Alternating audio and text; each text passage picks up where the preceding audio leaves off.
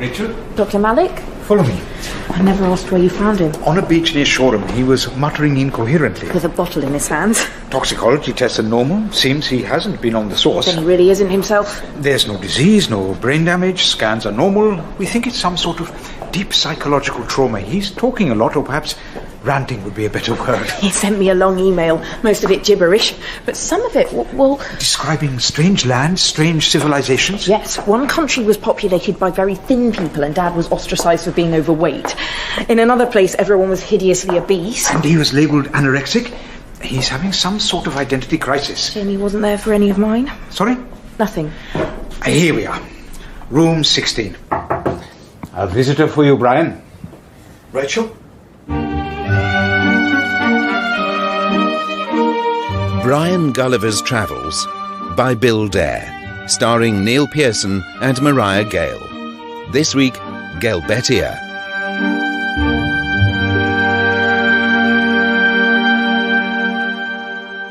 You've grown up. That's what happens to children. How have you been getting on with your studies? Fine, I'm doing fine. And... Mum, do you care? Yes? She's got a new bloke. Does the same thing as you. Travel right. No, drinks, philanders, disappears. Although in his case, not for 6 years. Right. Sorry. I didn't disappear, Rachel. I was lost. We all feel lost sometimes, but that's No, literally lost. In some other continent. They think I'm mad, but I have never been saner. The emails, Dad. You're having a breakdown. You must believe me. Every word of the emails was true. Everything happened. Cool. The things I have endured can shed light on our own plight, our own fate. I'm talking about saving man from man. Wow. Well, you were never especially modest. I've seen things. I've felt things. You've drank things. Very little as it happens. Perhaps when you hear what I have to say, you'll begin to believe me. Okay.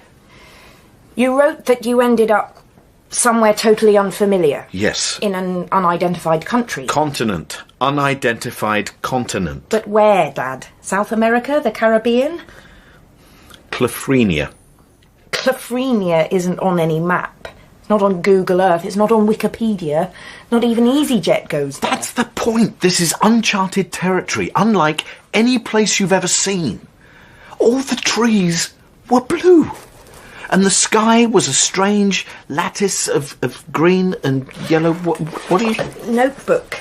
If I'm going to write a book about your travels like you asked, I better jot things down. You agree to do that? Let's see how we get on. Actually, Rachel, did you manage to sneak in the Lenla Craigie? Just to steady the nerves. Your email said you were flying over the Amazon. Yes. And looking forward to meeting the Zaombada tribespeople for a new book on superstition in tribal cultures. I remember remonstrating with one of the cabin crew. Apparently I had already consumed my quota of beverages. All I wanted was a little Cabernet Sauvignon to go with the cheese, but no. I was just about to get my way when there was some turbulence. Strange colours in the sky, crackling sounds, then a terrible noise coming from the engine, and a few minutes later, blackness, then immersion in water, warm water. I drifted for hours, maybe a day, clinging on to a bit of the tail wing, I think. I fell asleep, half asleep anyway, and when I woke, I saw a ship in the middle distance. I was helped up onto the deck. The crew spoke English and were fairly normal looking, apart from a total absence of hair anywhere on their bodies and outsized ears. I was offered a welcome tablet. Please have a welcome tablet. Always read the label. Okay, thanks. And then they began saying the strangest things. All hail to Dr. Latham. Hail to Dr. Latham. The doctor will see you now. Listen, I'm registered with Dr. Chowdhury of Muswell Hill. Right, what seems to be the trouble? Pardon me? When did you first notice the symptoms? Pop your trousers off and let's have a look at you. What for? Always read the label. Say ah. They sound like total morons, these people. But, Rachel, it all made sense. You see, what I didn't understand is that this was a medocracy, ruled by the medical profession, with this Dr. Latham being the top dog. I was soon taken to surgery, scans, tests, biopsies, and a full body shave, and then a consultation with the chief medical officer. Do sit down, Mr. Gulliver. Thank you, Doctor. All hail to Dr. Latham. All hail to Dr. Latham. For the doctor will see you now. For the doctor will see you now. My staff have filled me in on your condition. You are from an entirely different gene pool. And my readout indicates that you have various interesting character traits. With respect, where I come from, the human mind is far too complex and nuanced to be demeaned by that sort of reductive analysis. Let's see, shall we? Do your worst. The results show you were quite sceptical. That proves nothing. Above averagely curious. Interesting. Tell me more. Credulous. That is true. Suggestible. Oh, well, now you mention it. Prone to blame others for your failings. Yeah, well, that's my mother's influence. You're also prone to type C depression. 12% more libidinous than normal for your age. You drink. What? You have a 0.5% chance of killing someone in a fit of temper. You're missing the bravery gene entirely. No, You will die of a liver disease age 57, or heart failure at 71, or prostate cancer at 81, or dementia at 92. Have you made a choice yet? I have a choice. We can discuss your death plan later. No bravery gene. No surprise. I abhor violence, Rachel. That is not the same thing as being a coward. Of course not. What about that liver disease prognosis? At the time, I didn't believe it. Besides, the doctor seemed more interested in hearing about my native land. Who runs this England country? We elect people. You elect your doctors? No, our politicians aren't doctors. What are they expert in? Well, nothing. Nothing at all, really. In fact, they pride themselves on the fact that they're not experts in anything. Surely it is the job of those in power to make everyone healthy and happy. How can they do that with no medical training? No, doctors don't make people happy, exactly. Really? Inhale. Oh! Wow! Oh, that is wonderful stuff! Oh! Happy now? Oh, that is wonderful! You see, in England, most drugs that make people happy are banned. By the politicians who know nothing. Well, apart from alcohol. It is prescribed in moderation, I hope. Oh, yes. Once you fall over, that's your lot. Hold tight! What was that? An iceberg? Probably. The captain is utterly unable to steer effectively. We have 1 or 2 near misses every day. Hold on to the rail there. Hasn't someone thought of perhaps relieving him of his duties? I don't know what you do in England, but here disabled employees are protected. Disabled? Is he blind? The captain has incompetence syndrome. He's incapable of doing anything properly. Lazy, thoughtless. He's receiving therapy, of course, but it could take years.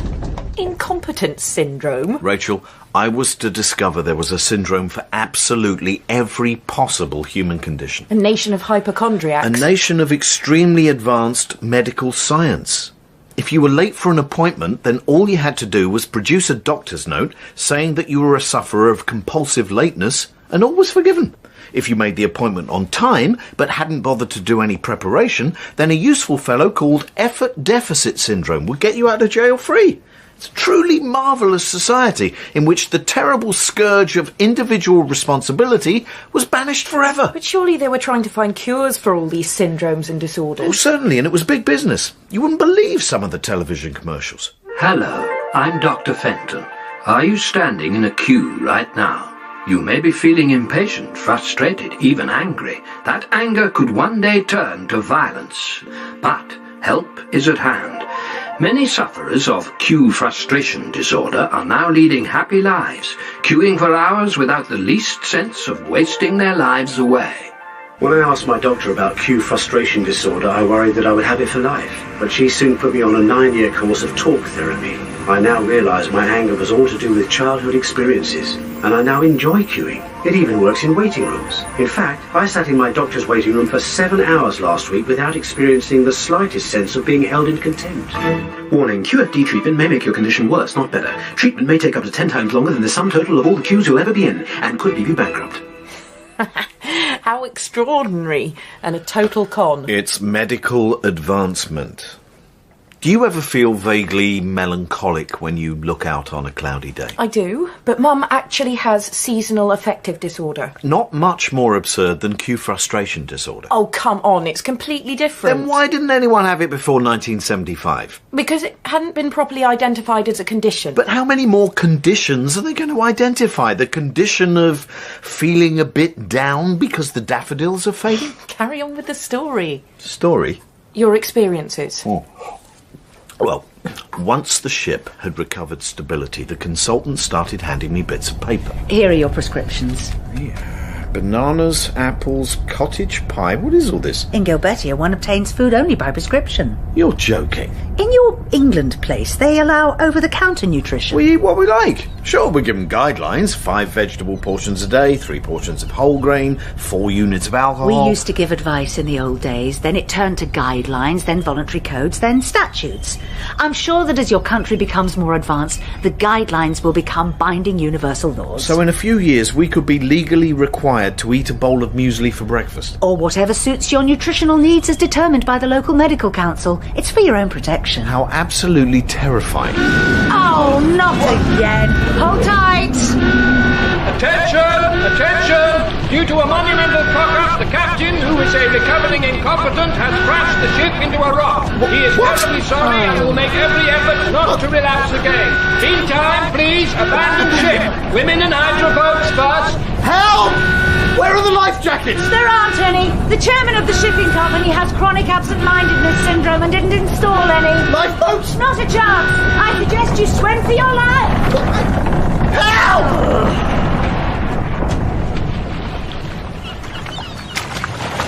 Help! Help me! Over here! Hold out your hand! I can't. No, hold tight! Oh, you're safe. All hail Dr. Latham. Father Doctor will see you now. How did you find this? I thought there were no lifeboats. I have OCD. I never board a ship without packing an emergency self-inflating dinghy. Brian Gulliver. Brendel. Thank you, Brendel. Don't thank me, Brian. I can't help reaching out to people. It validates me. As well as OCD, I have a love and sex addiction.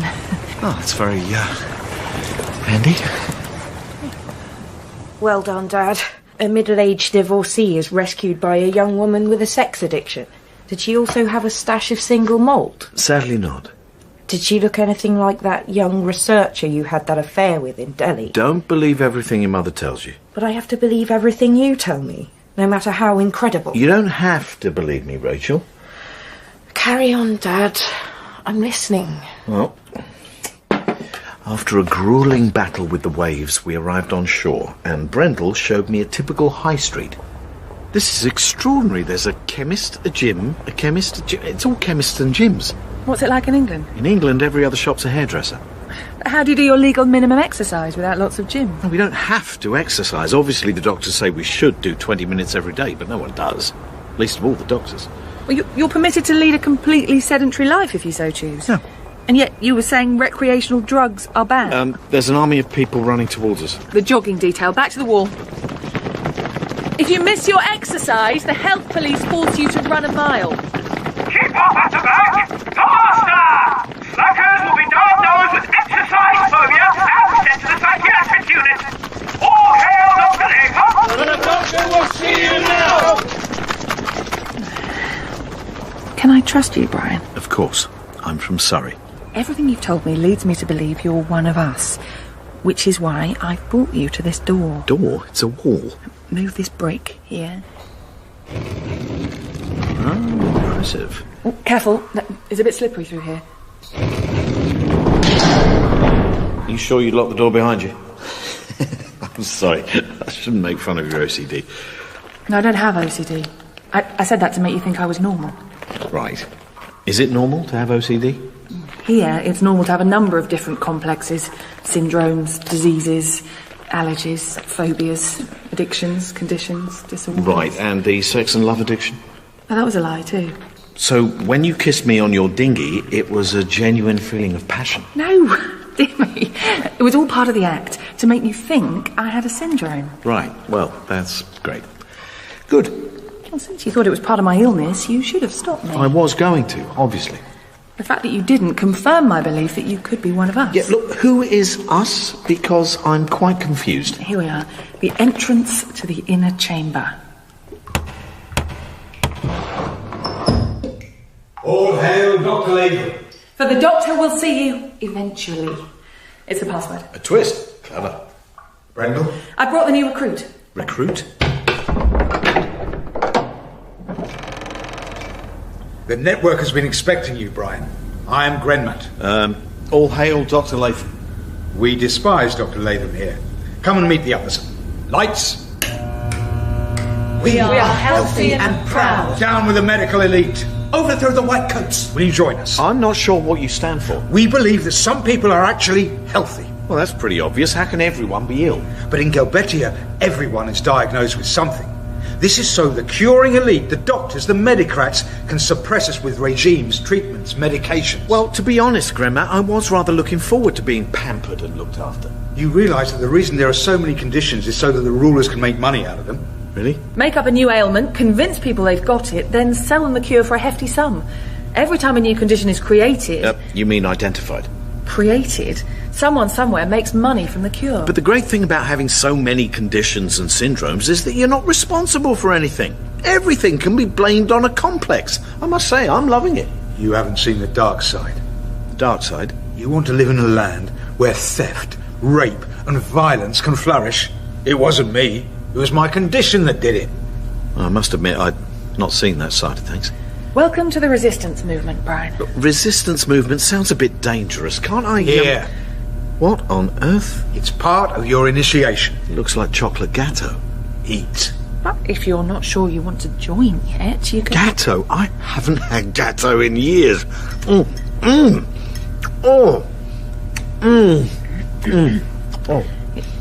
You're meant to pass it around? Delicious. Dad? Hello? Sorry. This resistance movement, did they do anything apart from eat illegal confectionery? Well, yes, I was to discover it was much like Greenpeace. Organised resistance, civil disobedience... Long facial hair. ...and sabotage. The first operation was a raid on a lifestyle gym. I tried to get out of it. I'm very opposed to violence, as you know, especially when it involves, well... You? Yes. So I asked if I could just be a lookout. This is a raid by the resistance movement. Stop exercising, everyone. But I haven't completed my aerobics program. I've only just reached the burn. Does the lotus position count as exercise? Quiet. I will hand out chocolate gatto. You must eat. Is it low fat? I'm lactose intolerant. Right, smash up the equipment. Not the aerobic walking machine. You, go to the juice bar. Tip all the vegetable smoothies into the gutter. Go to the shop. Set fire to the leotards. Make a pile of the diet books and burn those too. Make them eat cake! Pilates is the opiate of the people. What? Ambulances. Who was on lookout? Me. Brian. But I was looking out for police cars. We don't have police! Those sirens belong to the elite nursing squad, trained with a bedside manner so disarming that few can resist. We need to get back to base. Resistance movement, jog the hell out of here now. Brian, leave the gatto, there's no time. I wanted to jog out of there, Rachel, but the gatto was just too enticing. The Gulliver sweet tooth. I'd been on prescription food for days. And then I heard this voice. The most mellifluous, beguiling voice I had ever heard. Hello, everyone in the resistance movement. I'm Nurse Susie. Do you like the music? Relaxing, isn't it? Yes, Nurse Susie. Just remember that everyone is sick, but some people are sicker than others. 2 diseases? Good. 4 diseases? Better. And remember our motto: to each according to their symptoms, from each according to their medical training. I assume that once they'd relaxed you, you were captured and questioned and then put on trial. They don't have trials in Galbetia. They have diagnoses. Bring in the patient. Bring in the patient. Now, Brian Gulliver of No Fixed Health Centre. These are some very grave symptoms. I would like to plead guilty. Oh, come, we don't have guilt here. There is no right and wrong, just symptomatic behaviour. What if I don't have any condition? Everyone has a condition. Certainly everyone exhibiting such bizarre behaviour as raiding a gymnasium and feeding everyone poison. It was cake! Rich in trans fats. Now, having read the doctor's report, I am in a position to ask the medical council for their decision. Medical council, have you reached a diagnosis? We have. Is the patient healthy or unhealthy? Unhealthy. What? He has wellness delusion. Thank you. Wellness delusion is one in which the sufferer has the feeling that there is nothing wrong with him. But I'm perfectly healthy. Point proven. I prescribe 2 years of treatment in a secure clinic. Oh. Take him down. Medical panel dismissed. But there's nothing wrong with me! There's absolutely nothing wrong with me! I was led away. To a prison hospital? To what turned out to be a rather nice clinic in the country. Hot tubs, swimming pools, tennis courts, and best of all, a bar selling healthy alcohol. All the same effects, none of the hangover. Bliss. If anyone misbehaved, they were sent to a more intensive wing, which was even nicer. Theft was seen as kleptomania, of course, so you could nick anything and then pop along to the kleptomania support group. Nice bunch. Very. Also, of course, one could fondle anyone you liked because that sort of thing was seen as compulsive sexual behaviour. Dad, you didn't go Of around... course not, Rachel.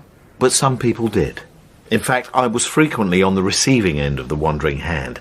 A lady called Hildark with flat shoes. Perhaps we could skip this bit, Dad. Yeah, right, okay. You know, apart from the food being a bit too healthy for one's own good, I was really rather enjoying it. I was drugged and told that every bad thing I'd ever done was not my fault. My drinking, laziness, bouts of temper... Inability to keep a marriage going... Yeah, that too, were all the result of diagnosable syndromes. How wonderful. After a few days, I was sent to the death control centre. Death control? Like birth control? Exactly, only slightly more involved. Mr. Gulliver, we've had a look at your results. Does any particular cause of death take your fancy? Run through them again, would you please? Liver disease at 57, or heart failure at 71, or prostate cancer at 81, or dementia at 92. Can't I try to avoid all of those? That's how we used to do things. We medics wasted an awful lot of resources trying to prevent diseases, but it's much more sensible to focus on the disease you want to die from, or least dislike, because obviously one has to die of something. So if I chose heart attack, say? We would prescribe a diet rich in cholesterol and sugars, and you'd be able to avoid statutory exercise. OK, I'll go for that. Fine. And you'd also need a liver transplant so you don't get the liver disease. Where do you get the liver? From someone who's opted for heart failure, say, or lung cancer. Terrific. It all sounds terribly coordinated, like some kind of timeshare. Exactly. All in all, I was having a rather wonderful time. Weren't you desperate to get home to England? No. The pills and therapies wiped out all longing. This state of prescribed happiness might have continued had it not been for an influx of patients from another clinic. Amongst them was Brendel. I spied her walking in the garden, looking as lovely as ever. Wonderful to see you, Brendel. I heard you got a strong prescription. 6 months hard yoga. Oh, how awful. Well, it's pretty nice here. I've had a lovely time. Do you want to go for a drink? There's a bar. It's okay, they can't hear us. No, seriously, it's been really relaxing. Nice staff, beautiful surroundings, absolution by talk therapy. What's not to like? You haven't swallowed any of the synthetic alcohol, have you? It makes you totally acquiescent. Ah, well, maybe one or two. Small ones. Why is your hand on my bottom? That's my sexual compulsion doing that, not me. Brian, do you really believe that? No? You were just checking my responses to make sure that I really am still part of the resistance. Yeah, very much so. I have an escape plan. Does it involve danger? Clearly. Fine. My plan is to tell the doctors that we're frightened of heights. What will they do? Put us on an aversion therapy course. Exactly. Involving incremental ascension, taking us up a bit higher each session. Yes, and I've heard they use hot air balloons. Lovely. We go on a balloon trip, take over the controls, and away we go. We're out of here. It was a brilliant plan. It worked. Like a dream. We were put on the aversion course, and on our first balloon trip, we wrestled with the pilot. He was pretty strong, actually, and very determined. But Brendel eventually overpowered him. And we were free. Brendel, I feel as if I'm walking on air. And not because we're in a balloon. I think I've fallen for you. Forget it, Brian. Why? Unless we go underground completely, our relationship would have to be assessed. We'd only be allowed to be together if it was deemed functional and psychologically sound by 2 psychiatrists after weeks of analysis and observation with background checks and research. Can't we just break the rules? Love conquers all. It's too risky. And it might jeopardise my work with the resistance. Look out for a river. It'll mean we've left the precinct. Will do. What's the matter? Speak to me. What's the matter? We're high up in the air. Of course we are. Get me down. You don't have to pretend No, now. I'm not pretending. Get me down. Dad, you've always been scared of heights. You fainted when you took me on the big wheel and the cup and saucer ride. Yes, but I forgot. I was swept up by the idea of floating in a balloon with the loveliest woman in the world. I became dizzy with vertigo, and I'm ashamed to say I passed out. I woke up in some strange field and a very different landscape. I looked around, but Brendel and the balloon were gone. Visiting time over. Brendel abandoned you. I've no idea what happened to her. I found myself utterly alone in the even stranger land of Harbentha. Oh, one question. This all-powerful Dr. Latham, did you ever get to see or meet him? Her. Funnily enough, anyone could see Dr. Latham. All you had to do is get on her waiting list and hang around for 300 years. Even going private was 250. No, Dr. Latham was a purely symbolic entity, often referred to, but never actually seen. Rather like a consultant. Everything okay? Just coming, Dr. Malik. You do believe me, Rachel? Yes. Would you be able to come every week? Of course, I'd like that. Well, that would be... Well, I'm touched. You are my dad, Dad. Besides, there's the book to write. Thank you, Rachel. I'd like to come every week if that's okay, Dr. Malik. Of course. The more your father shares these delusions, the more settled he'll become. Oh, one thing we noticed in his medical report. He's had a new liver, but we found no record of a transplant in his medical history. Do you know anything? No, nothing. Something wrong? No, nothing. Till next week. I'll be here.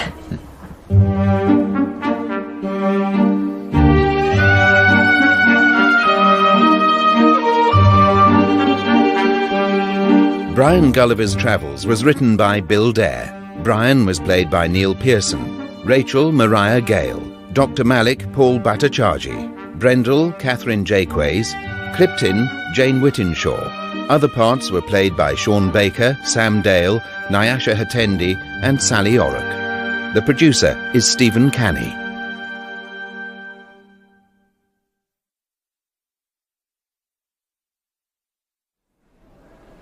Rachel. I'm sorry I'm late. Dad wanted me to bring him some gentleman's relish, quite hard to get hold of. He'll appreciate the effort. How's he been? He's been walking in the gardens. There, look. What's he doing? He's indicating left with his arm, now he's turning left. Ah, that slow waving of the arm. We've discovered that means he's about to slow down. Raising both arms means he's about to speed up again. I thought perhaps he was getting better. For the most part he is, but he's apt to get furious when it comes to certain rules. He's asked for books on law and jurisprudence, most of which he ends up throwing at the other patients. Perhaps you could find out what it's all about. I'll try. Thank you. Would you like to have your visit outside? It's such a nice day. Oh, look. A circular motion. Clockwise this time. Meaning? No idea.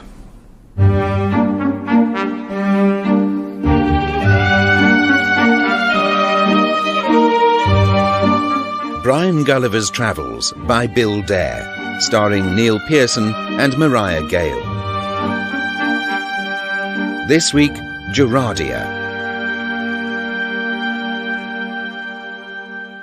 Was it hard to get hold of? Went to Fortnum's. Dad, what are you doing? Indicating that I am about to sit on this bench. Who to? Any other pedestrian who might be around wouldn't want to have an accident. Tad unlikely. But one day we could all have to pass pedestrian tests, Rachel. There'll be a pedestrian code with rules about every manoeuvre. And this is something you saw in Gerardia. That would be somewhere in Clafrenia? Northwest Peninsula. I'll start taking notes. Uh-huh. Gerardia, a land somewhere in Clafrenia, the strange undiscovered continent. You be incredulous, Rachel. I'm not. But the world needs to know what happens when certain forces run out of control. I know because I've seen it. When we finished, please email the notes to every judge, MP and lawyer you can think of. And they're all bound to take it seriously. Even if just one of them does, it'll be worth it. OK. So, Gerardia, how did you get there?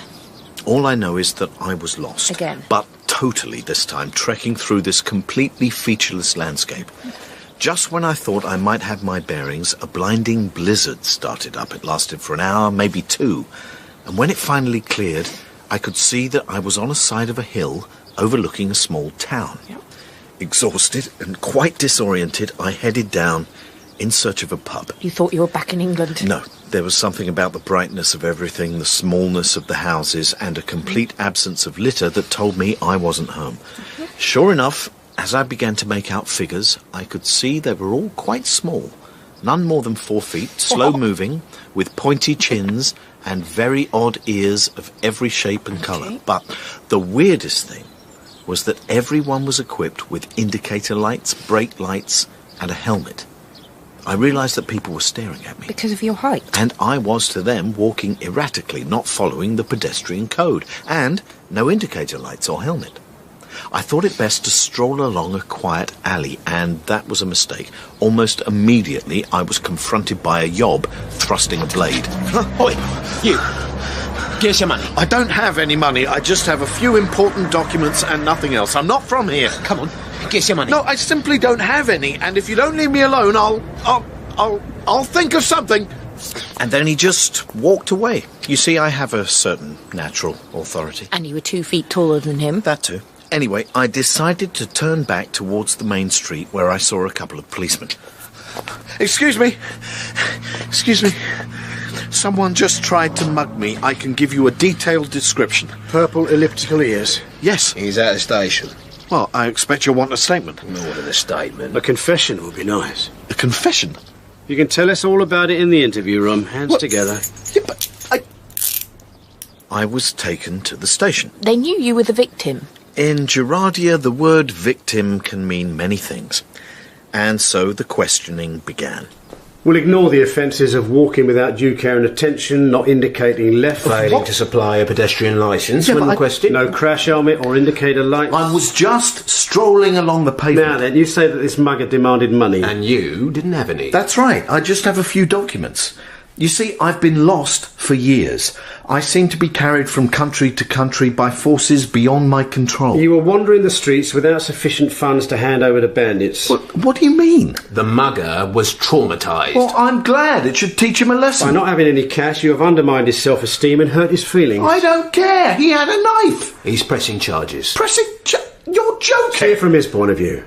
He earns his living by mugging. Suddenly someone doesn't give him any money. His self-image as a competent and high-achieving mugger, respected by his peers, is utterly undermined. It goes from being admired as a robber to feeling belittled. Powerless. Victimised. Good! All because of your negligence, not having enough money in your wallet. We are charging you with hurting the feelings of a robber in the course of his crime. I want to phone a lawyer. There are 500,000 lawyers in this town. Who do you want?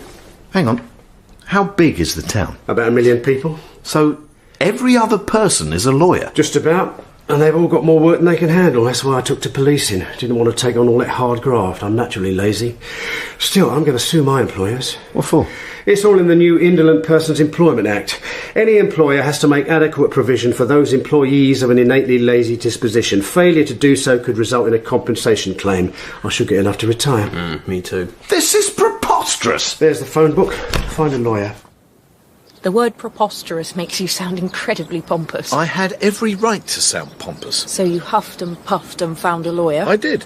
And not only did he get me off the charge, he helped me sue the police. What for? For hurting my feelings with their accusations. And my rights have been violated because they hadn't offered me counselling before, during and after my arrest. Disgraceful. Don't tell me you actually want a payout. Enough for a down payment on a penthouse flat. That's how Gerardia works. Everyone suing everyone else for the slightest thing. I discovered that Gerardia has more laws than any other country in the entire continent. Over 16 million. 5,000 for pedestrian travel alone. Oh, that explains the weird movements. Yep, I was just reminding myself how ludicrous it all was. You know, Dad, if everyone on Oxford Street walked at a minimum speed, it might actually be bearable. Yeah, but that would only be the beginning. Then we'd have to have brake lights, indicators, helmets. Cool. What on earth are you doing? A thrust of the palm vertically, indicating that I am about to get up. I thought we might take a stroll around the grounds. Fancy feeding the ducks? Okay. This is the signal for straight ahead. Watch, Rachel, because one day you might need to know this stuff. Really? Parliament is passing laws incrementally, encroaching into every aspect of our lives. Look. Do not walk on the grass. Perfectly sensible. How long before we can't walk on the grass in our own gardens? Oh, Dad, paranoid. If only we could be like Encartia. Encartia? Encartia is a country just next to Geradia. It was the happiest of all the lands I visited, and yet it only had one law. Was it a particularly long, complicated law? It was anything but complicated, just 2 short words everyone could understand. Yes? But I'll come to that later. Let's stick to the chronology of events. With my compensation payout, I started looking for a flat. An estate agent called Gershon showed me an apartment. Here we are. Now, before you enter, you must sign a form absolving me of any responsibility should you have an accident inside. Yeah, OK. I'm getting pretty used to signing these get-out forms. Had to sign one the other day when I bought a packet of crisps. I promised not to sue the shop owner if I choked. Now, you'll need this. A hard hat? Are they building works? No, but it's a home you've never been in before. Regulations. And this. Are we expecting a chemical attack? The gas mask is a health and safety precaution. What if the previous occupants left the gas on? It happened once about 23 years ago. And so a law was passed. It's to protect everyone. Right, helmets and masks on. Mask makes you look rather sinister. What did you say? What did you say? I said the mask makes you look rather sinister, which is a shame because you've got a nice face. I could sue you for that. What? It's a personal remark made in a professional context. I could feel belittled. Well, do you? I'm not sure how I feel. No one said anything like that to me before. But shall we go in? Masks on. It's rather dark. What? I said it's rather dark. Well, I'm not allowed to switch on the lights without insulating gloves, which I forgot to bring. 4 people die each year from electrical switches, so a law was passed that no person may switch on an electrical... What if we trip over in the dark? Surely that's just as dangerous. I am breaking the law by showing you an apartment without enough light to see an object the size of a hand from 6 feet away. You won't sue me, will you? Are you suggesting we flout the law? I'm fed up with this. It's ridiculous. Take the mask off. Come on. It's not allowed. It's making me feel nervous. I will sue you for making me feel nervous. Post-traumatic mask disorder or something. OK. No masks. I don't care what the law says. I think you're beautiful. Mr. Gulliver, don't. Someone might overhear and sue on my behalf. Who? What do you think of the apartment? I can't see it. Look, once I've got a feel for the place, how about going for a drink? Mr. Gulliver? I don't care. How can anyone ever do anything spontaneous in this godforsaken country? Brian. I'll break the law if I want. Brian. Let them put me in jail. I don't care anymore. Listen to me. What? You are the most exciting man I've ever met. Really? You're passionate and spontaneous and not always watching your back. I love it. Kiss me, Brian. More than kiss me. Ravish me. Pick me up and throw me on the bed. I can't. I don't know where the bed is. Or you, for that matter. Over here. Coming. You okay? I think so. You haven't sustained an injury that might limit your earning capacity, relationships, hobbies, potency or self-image, have you? I might have damaged my potency. Perhaps we could find out. Together. Dad, please stop there. I'm really not interested in hearing about another conquest. I don't see sex as a battle in which one person conquers another. Really? No. And in fact, Gershon and I did not make love. We decided that, given the legal risks involved, we should see our solicitors before taking things further. Do sit down, Mr. Gulliver. So, you wish to begin a relationship? Well, I don't know if it will be a relationship or not. We've only just met. Well, the word relationship covers all encounters.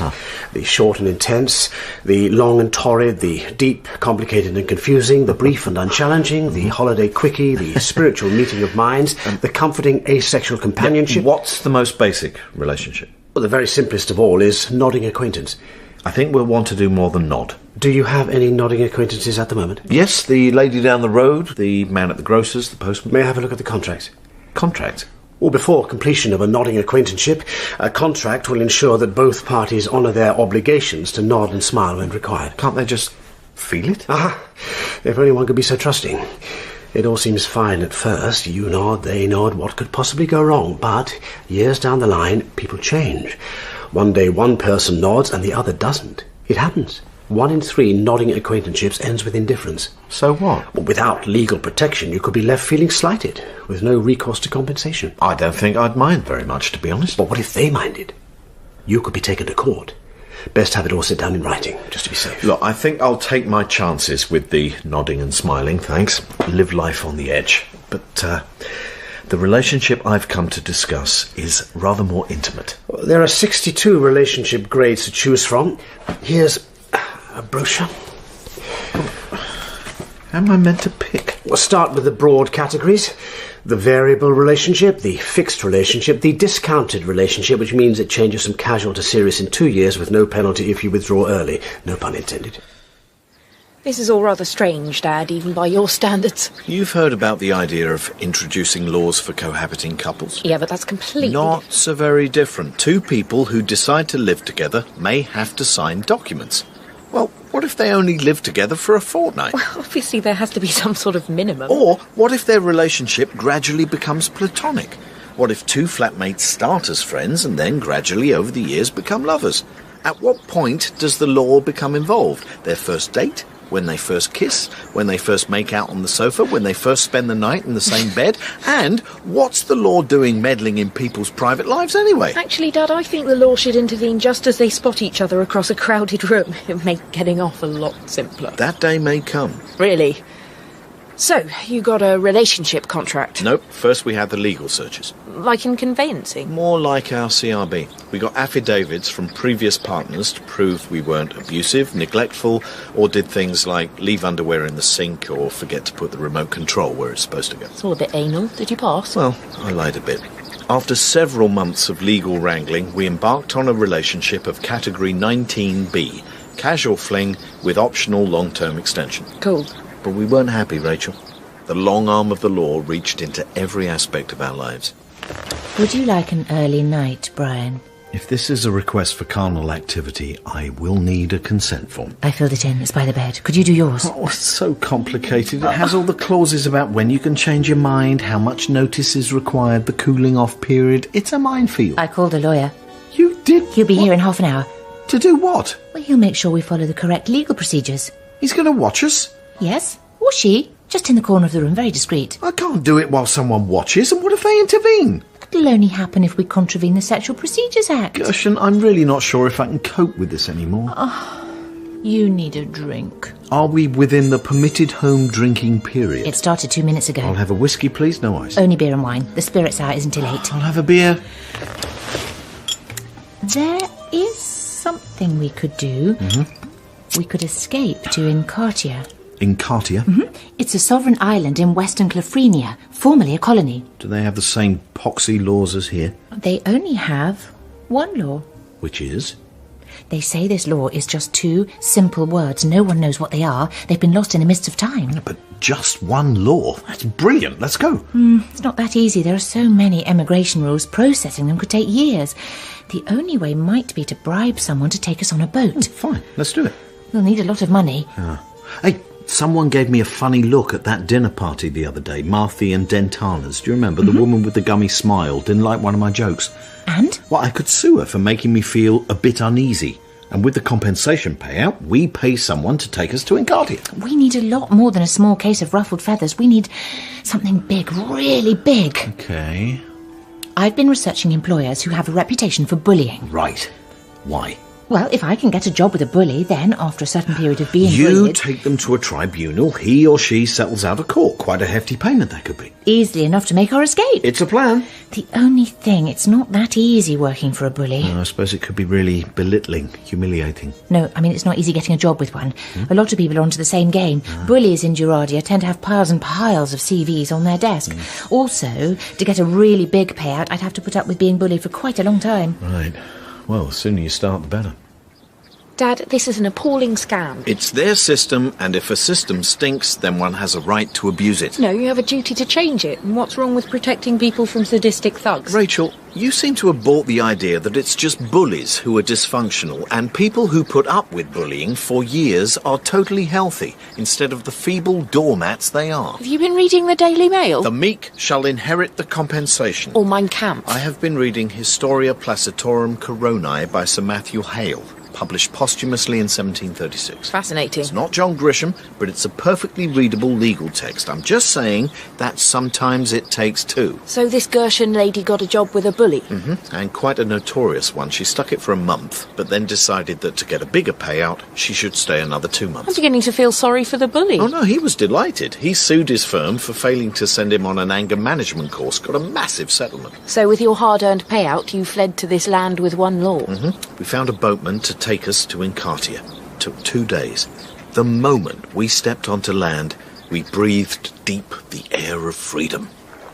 So this is it, Brian? I can't believe we made it. I feel like kissing the ground. Smiling faces. Look, people are actually smiling. We can do anything as long as we obey the one law. And no one even knows what it is. Welcome to Encartia. How may we assist you? Well, a place to kip for a few nights would be good. I would be honoured if you would stay at my home. That's very kind, but we meant a hotel.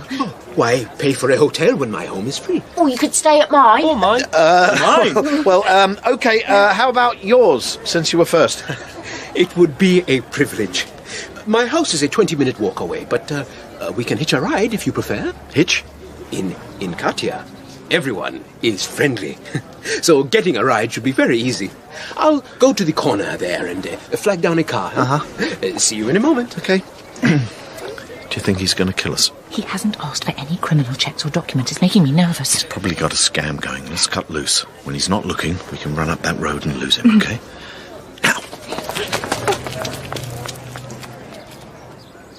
You weren't really entering into the spirit of things, were you? Would you get into a car with a stranger, Rachel? Well, no, I wouldn't, but in a country with virtually no laws... You'd be even more vulnerable. Fortunately, it wasn't long before we found a hotel. Welcome. Please choose any room you want. Are they all vacant? No, some are occupied, but I'm sure any of the guests would be happy to move to another room. Why would they do How that? about the penthouse suite? It is occupied, but please wait. Hello. I have a lovely couple here who would like to stay in your suite. You would be happy to move to a smaller room? That's very nice of you. They're moving their things out. Why would they do that? Because you want the penthouse suite. But they were there first. Yes. Well, it's very kind of them. That's it? It's kind of them? Yes. Would you like help with your bags? No, it's fine, thanks. We can manage. The lift is just there. There's something spooky about this place. He gave me the creeps. And you realise we'll be stepping into a strange room with no hard hats or gas masks. To say nothing of this lift. I was getting used to always doing the pre-elevation safety drill. And what about the people who are moving out just because of us? If we were back in Gerardia, we'd start legal proceedings right away for making us beholden. How dare they make us feel grateful? You see, Rachel, it was only after a day of being in Encartia that I realised that absolutely everyone in the country was genuinely friendly. How very unsettling. In fact, they were so nice that any sane person would assume they were up to something. But no, their kindness had everything to do with their only law of just 2 words. I hope you discovered what the 2 words were. It took me a long time. I asked a lot of people, and they were all terribly nice and courteous, but they couldn't help me. Eventually, I managed to track down the home of the only lawyer in the whole of Encartia. Hello? My name is Brian Gulliver. I'm a travel writer. I understand that you are Encartia's only legal expert. Yes. Your name again? Brian Gulliver. I want to ask about your legal system. We don't have one. May I come in? Of course. Come in. Do sit down. I'm sorry if I seemed unwelcoming. It's just that I'm not used to visitors. I wanted to ask you about... The first question people ask is how a lawyer makes a living if there are no laws. Well, I don't. A friend of mine gave me this old house, and I rely on the goodwill of the community. That's the way in Encartia. But they say you do have one law. Apparently so. It's written down somewhere. Can I see it? Well, I doubt if I'll be able to find it, but no harm in looking. It may well be in one of these books here. No, not that one. This one? Or that one. Oh, here we are. Now, turn away while I blow the dust off. No. It should be written here. Mm-hmm. And I just get my glasses.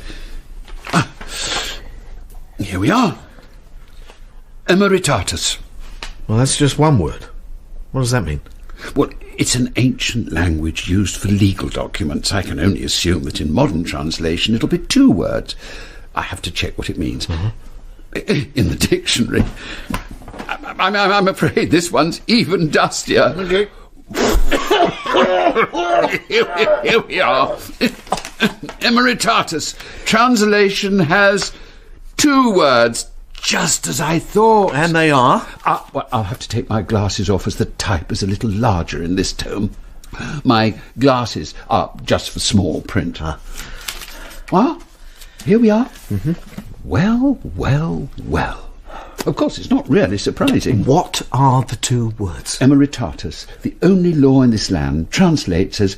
Now, and I'm not sure what tense to use. Just give me the gist. The 2 words are be and nice.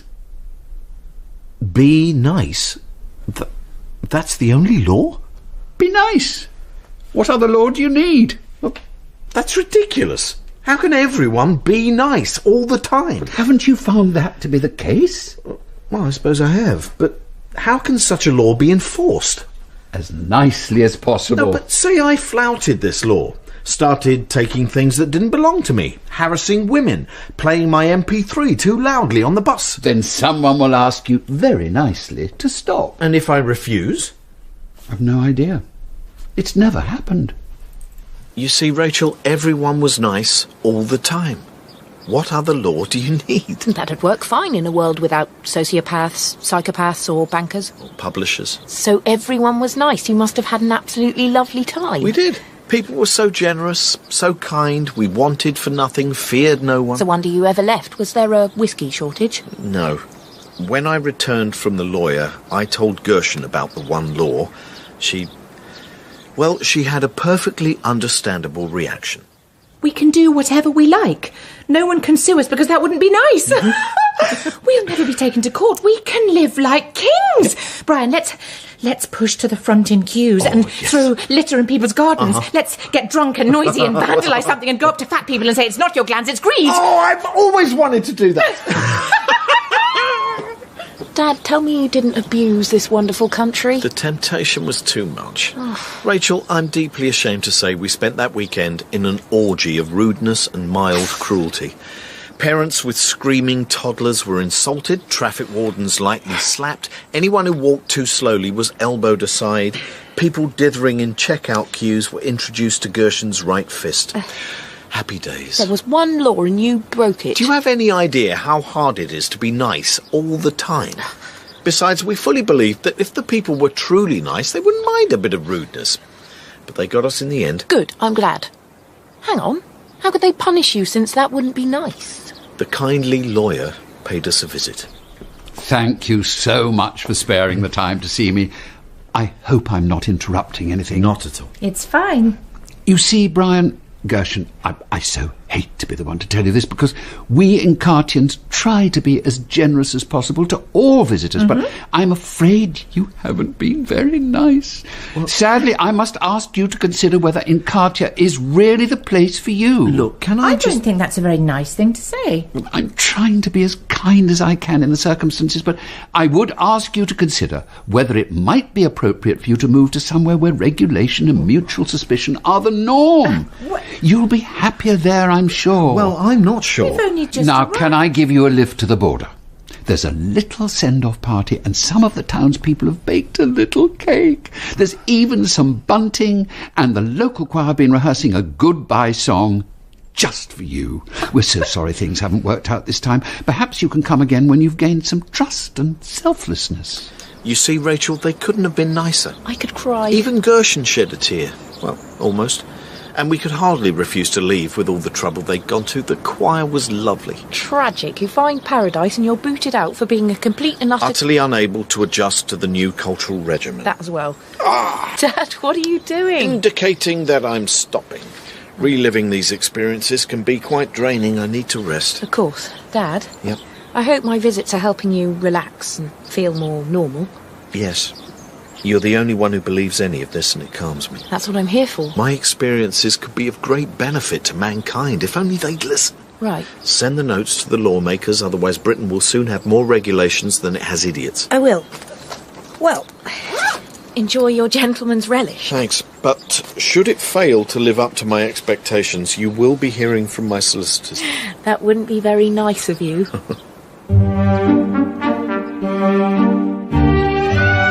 Brian Gulliver's Travels was written by Bill Dare. Brian was played by Neil Pearson. Rachel, Mariah Gale. Dr. Malik, Paul Bhattacharjee. Gershon, Tamsin Gregg. Lawyer, John Standing. Other parts were played by Sam Dale and Nyasha Hatendi. The producer is Stephen Canny.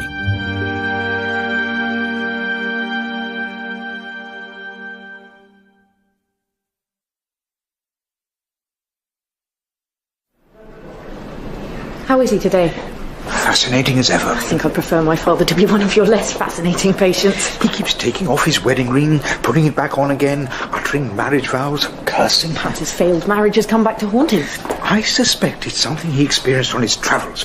A country called Osminia, I think. He believes it holds some warning for us all. Dr. Malik, you're talking almost as if these places exist. Well, he's so convincing, don't you think? I suppose it's a journalist in him. Except that journalist stories are meant to be true. You're getting married yourself. What? The ring. My grandmother's. Here we are, room 16.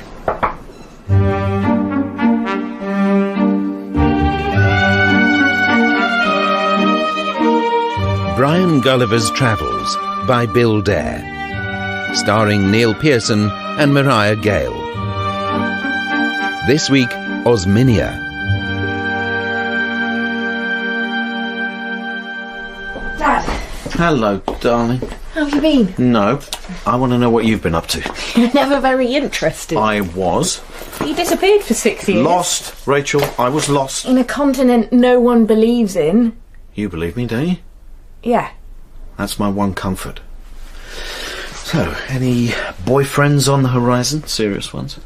No, and I'm not thinking of getting married. Oh, good old Malik. Patient confidentiality isn't his strong suit. He said he'd been talking about a place. Something. Osminia. My experiences there can illuminate the whole nature of marriage, families and raising children. This should be interesting. Notebook at the ready? Right. Osminia. Uh-huh. Spelled as it sounds. Yep. Shall we start with how you got there? I arrived by train. I was escaping from the country of Nordin and enjoying a large whisky in first class. It was rather nice, reminded me of some of the less smoky Irish malts, when...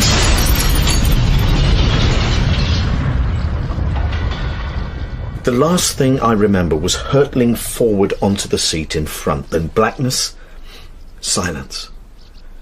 And then I opened my eyes. It was the oddest thing.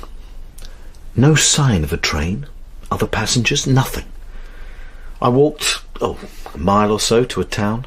It was so like a town in England that for a moment I thought I was home. There were even red post boxes and telephone booths and a band playing on the green. But then I realised that this couldn't be England after all, because close up I could see their features. Bigger, squarer heads and much slower movements than us.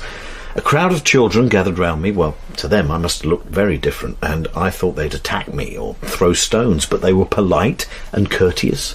One of the older ones asked if I'd like to meet the mayor of the town, which I agreed to happily. All sounds very pleasant. Are you sure it wasn't Suffolk? I was led into the grand municipal hall, where I was treated with great dignity. Pray silence for the visitor, Brian Gulliver! Mr. Gulliver, as Lord Mayor, let me welcome you to the town of Utterbuck.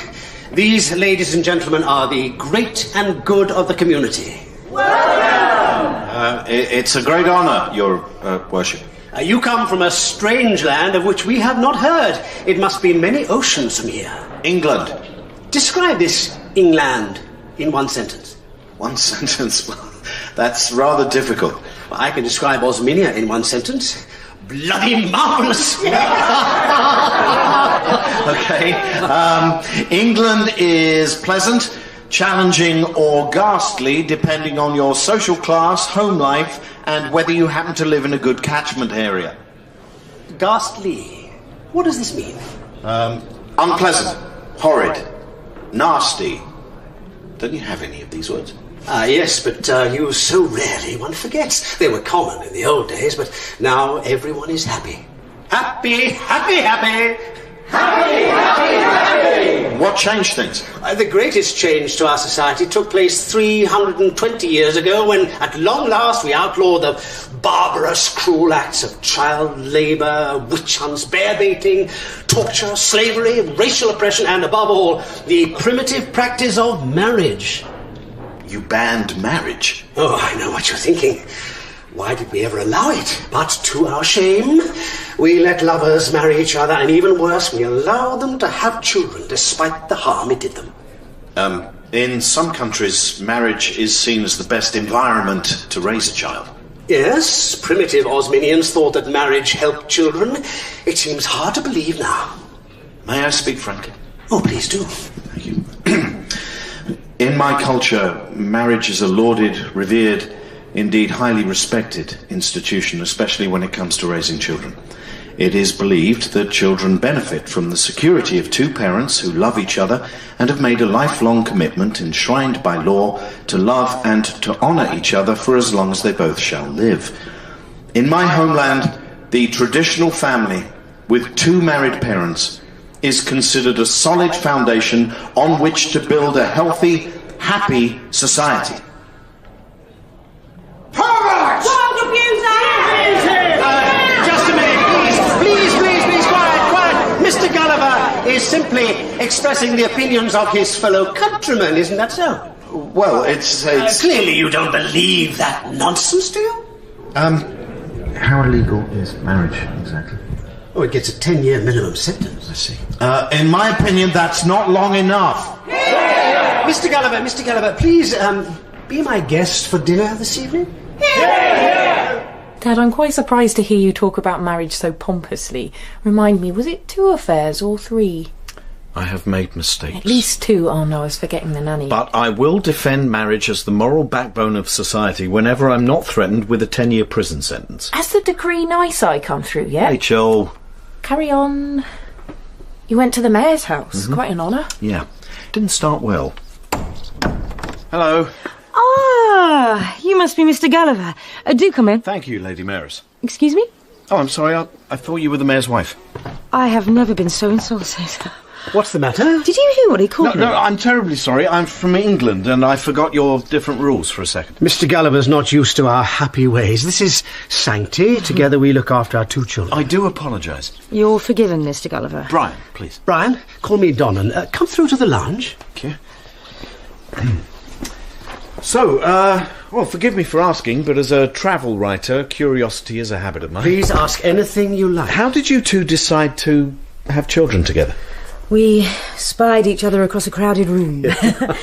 Donnan was very patiently explaining something to my little niece, and I thought, yes, he has really good parenting potential. And I thought the same thing. It was Sancti's patient, caring expression, and I gathered that she had knowledge of a vast range of subjects. Oh, and the clincher was the fact that we weren't in the least attracted to one another. Right. No complications. So did you go up to Sancti and say, hey, I bet you're good in the nursery? Sorry. Before we agreed to fertilise together, we went through rigorous mutual interrogation. We analysed each other's parental philosophies. The parenting contract was duly signed, and we have 2 children, well, teenagers now. Up to no good, I expect. Excuse me? Teenagers, you know, sex and drugs and all that, never get out of bed, loafing about on computer games. Teenagers, you know. Donnan, say something. Mr. Gulliver, I don't know what teenagers are like in England, but our teenagers are the most revered and respected members of the community. Tima, our youngest, is doing voluntary work with some special needs children. And Donny, the eldest, is at a mathematics party. A mathematics party? Well, you know, where young people get together and solve equations and have geometry competitions. I don't understand any of it. But that's the youth of today for you, always that bit more conscientious, hard-working and altruistic than we were, eh? Mr. Gulliver? Absolutely. I'll see you tomorrow, Donnan. I'm going to prepare the agenda for the childcare meeting. It was interesting to meet you, Mr. Gulliver. Not joining us for dinner? Brian? What sort of mother do you think I am? I'm sorry. The sort who casually socialises with the father of her children. Oh, you small-headed foreigner. Sancti, please. I'm sorry I've offended again. It's just that I come from a somewhat backward country. Till tomorrow, Donna. Goodbye. Bye. I'm sorry she called you small-headed. You can't help it. I've clearly upset her. You have a lot to get used to, Brian. Wine? Thank you. Yes. Gigi will be down in a moment. Oh, here she comes. Hello, sorry I'm late. You must be Mr. Gulliver. I've heard so much about you. Brian, you must be, let's see, my good friend Mayor Donnan's lover. You see, I'm getting the hang of the system now. How dare you? Donna? Brian, Gigi is my friend with whom I do all my socialising, holidays, and generally have fun with. We wouldn't dream of sleeping together, would we? Oh, the idea! Besides, my lover would be furious. I'm so sorry. He's jealous enough as it is. Really, I didn't mean to... Our visitor needs a little more time to adjust, Gigi. That's all. Tell me more about England. This is beginning to sound very much like a male fantasy. How? Let's see if I have this right. The Mayor Donnan had a co-parent who looked after the children. Yes. And a female best buddy to hang out with. Yes. And someone to sleep with. Yes, 3 different women for 3 different... purposes. Yes, but the women had the same kind of arrangements with their men. In Osminia, they believe that trying to get all 3 kinds of need in one relationship is utterly impossible, so they don't try. And this resulted in... complete happiness for everyone. Really? Oh, I didn't believe it either, at first. The mayor, his friend and I discussed the whole business for most of the evening.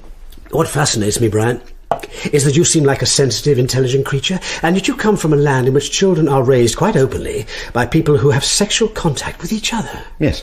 Did you try to sue them? Sue? Or your parents? For the abuse you must have suffered. I didn't suffer any. Well, they mucked you up, your mum and dad. Well, it wasn't perfect. The rows, the rivalries, the mixed messages, having to be parented by people having a complex emotional and physical relationship with each other, it must have left scars. Well, I am fairly damaged, as it happens, at least so my ex-wife tells me.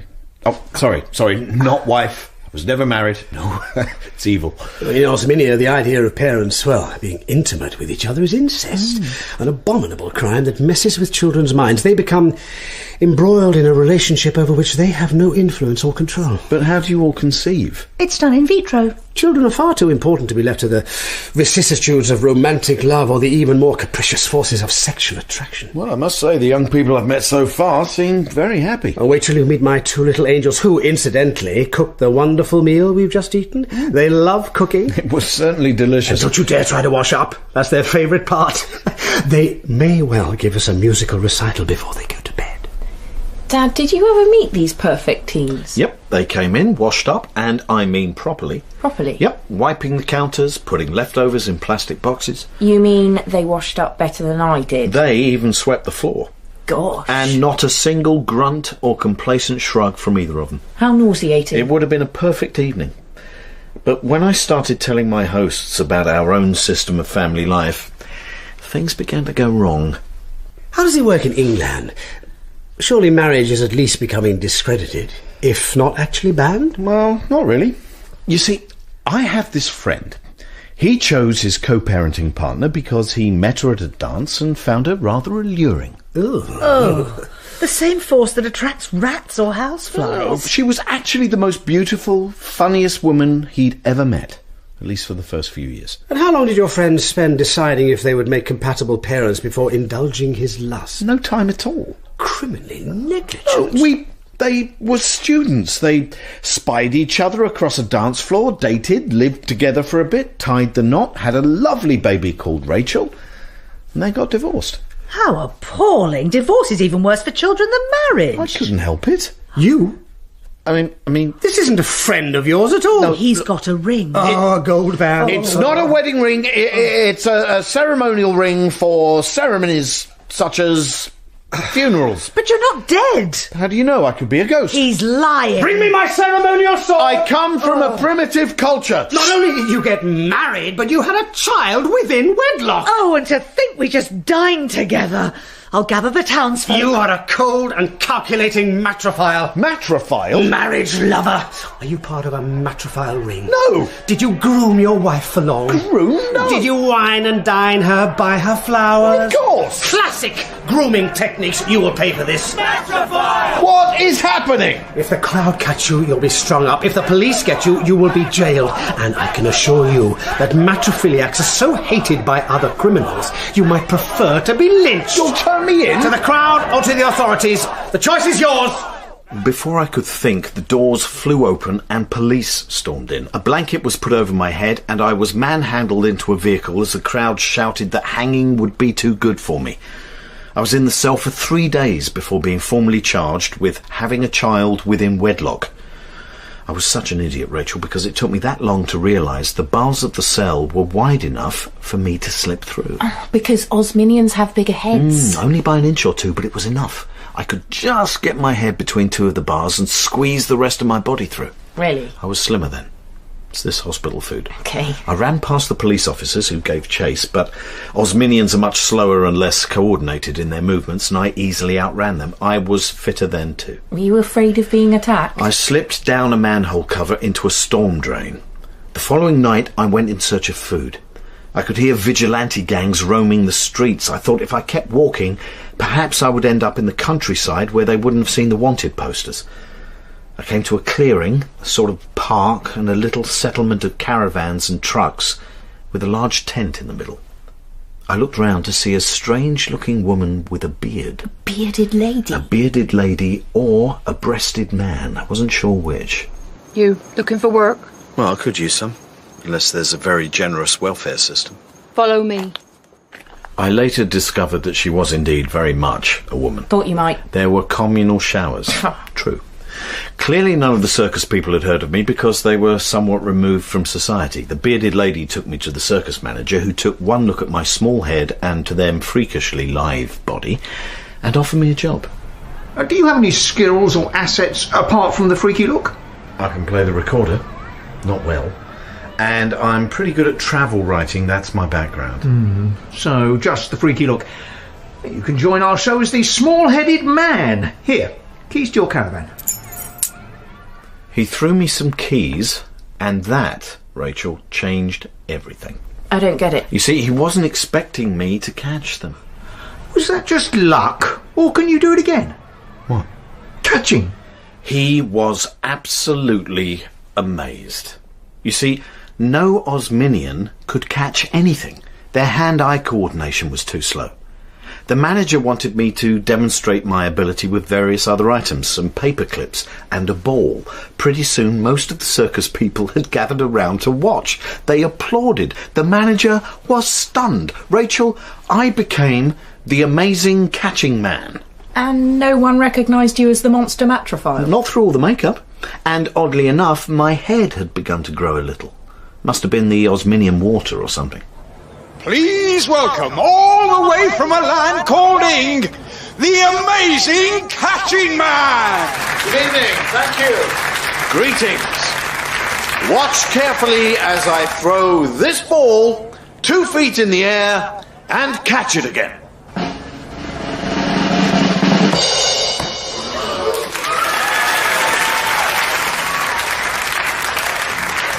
And who thinks I can throw it from one hand to another? Watch and be amazed.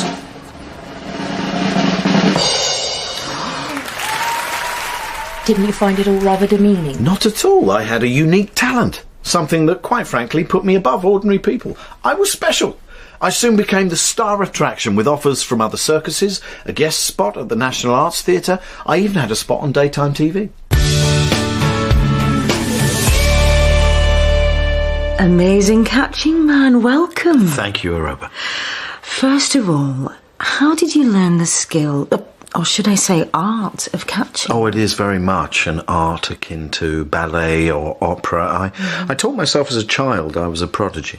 People are saying that you're a true genius. But I do suffer for my art, the personal sacrifices, the emotional turmoil of the tortured genius, that struggle for complete perfection. You come from a country in which the ritual of marriage is still practised. Yeah. Was learning to catch a way of escaping the trauma of living with parents who were shockingly intimate with each other? Yes, and I'm writing about my cruel upbringing in a memoir. And what will that be called? I think I'll call it Catch 22. It has a sort of ring to it. Oh, well, we wish you the very best. amazing catching man.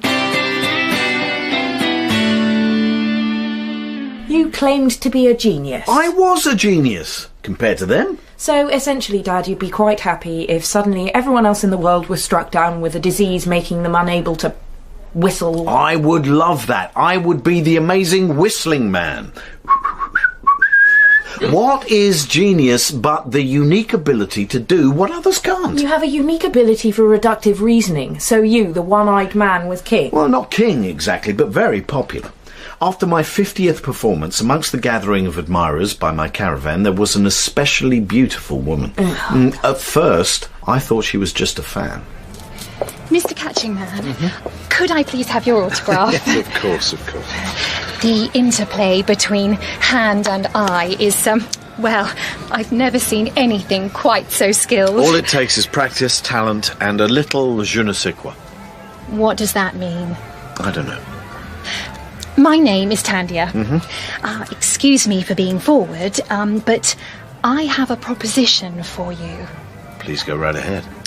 For many years, I've been looking for a suitable co-parent. He must be someone with exceptional skills that he can pass on to my children.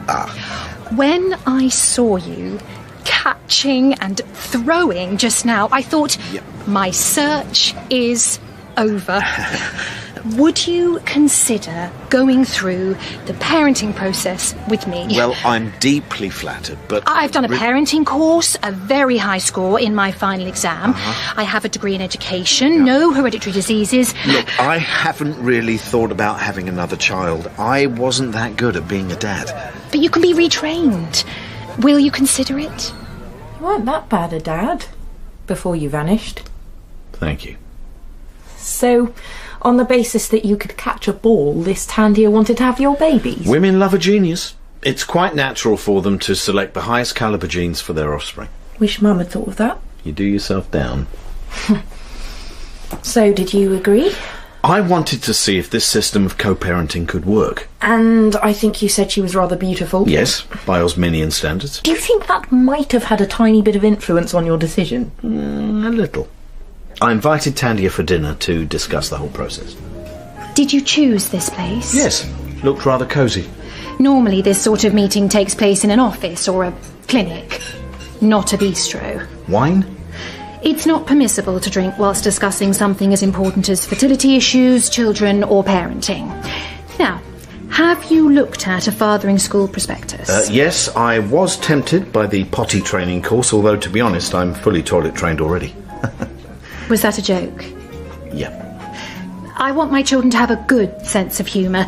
Would you be able to raise the standard of your jokes? I should think so. I think I'll have the dolphin steak. Dolphin? Don't worry, it's tuna friendly. Now, I filled in my parenting questionnaire. Have you done yours? Yes, here. Tandia, has anyone told you you have lovely eyes? That is a highly inappropriate comment. I may bear your children. Of course. Sorry. We can compare and contrast the results of the questionnaire. All conflicts must be resolved before fertilisation.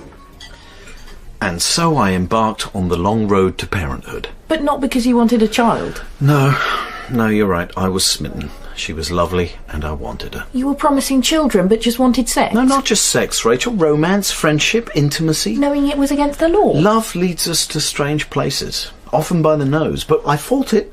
I fought my feelings and even embarked on a purely physical relationship with someone else because I thought it might distract me.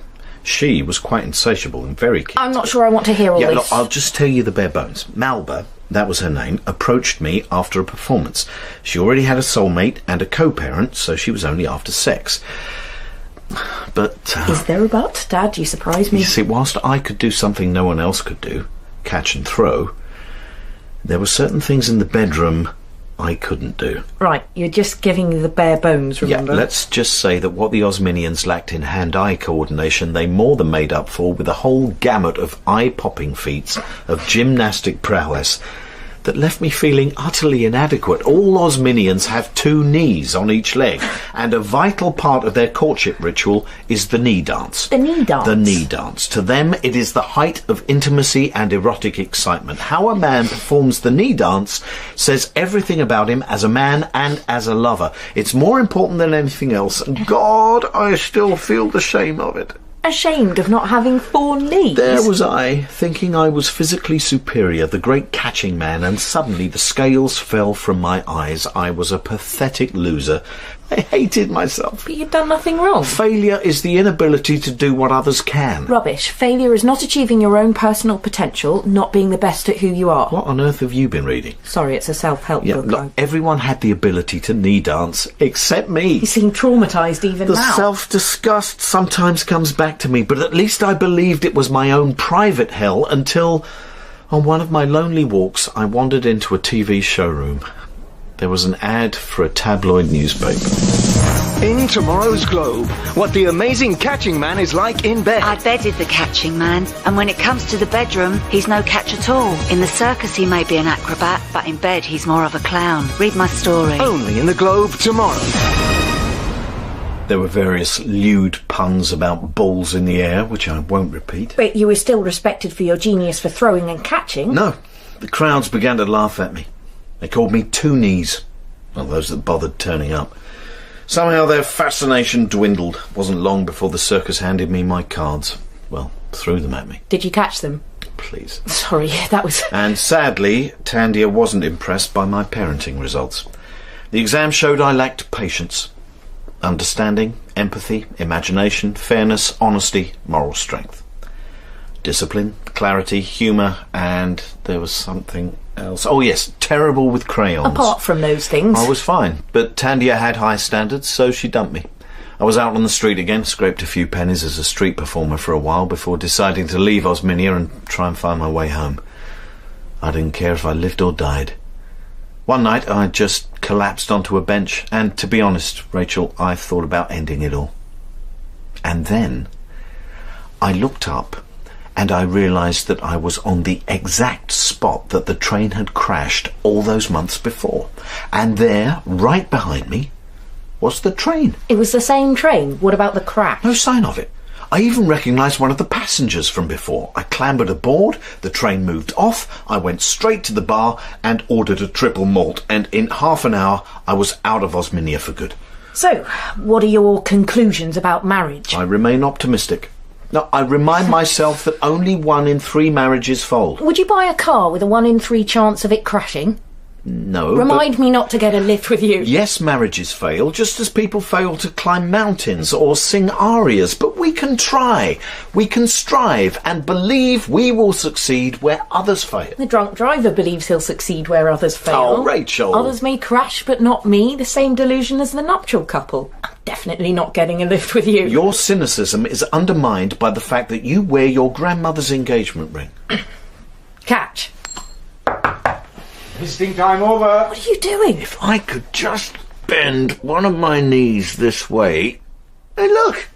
That is actually not a bad knee dance. It's ridiculous. With practice, I might be able to get a little better, you know? Making allowance for only having 1 knee on each leg. You're going to fall. That is very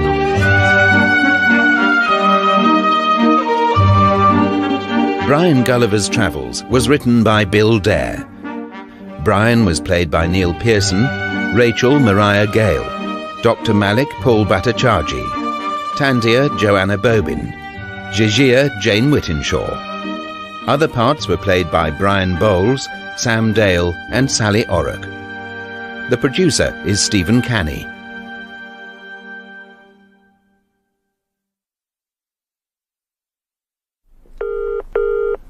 Hello? Rachel, it's me.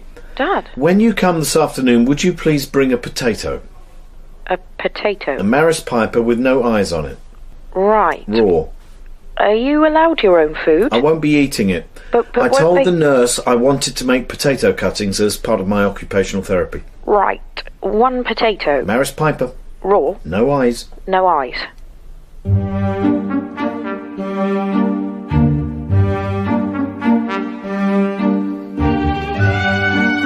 Brian Gulliver's Travels by Bill Dare, starring Neil Pearson and Mariah Gale.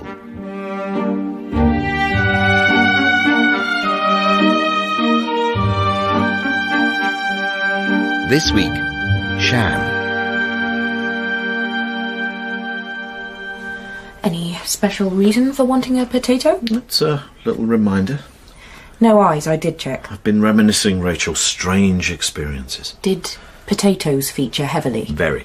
Dad, Dr. Malik gave me your psychiatric report. I hope you burnt it. I just thought perhaps... Look, we've got 20 minutes. Do you want the truth, my voyage, or a fairy story? Dr. Malik's report.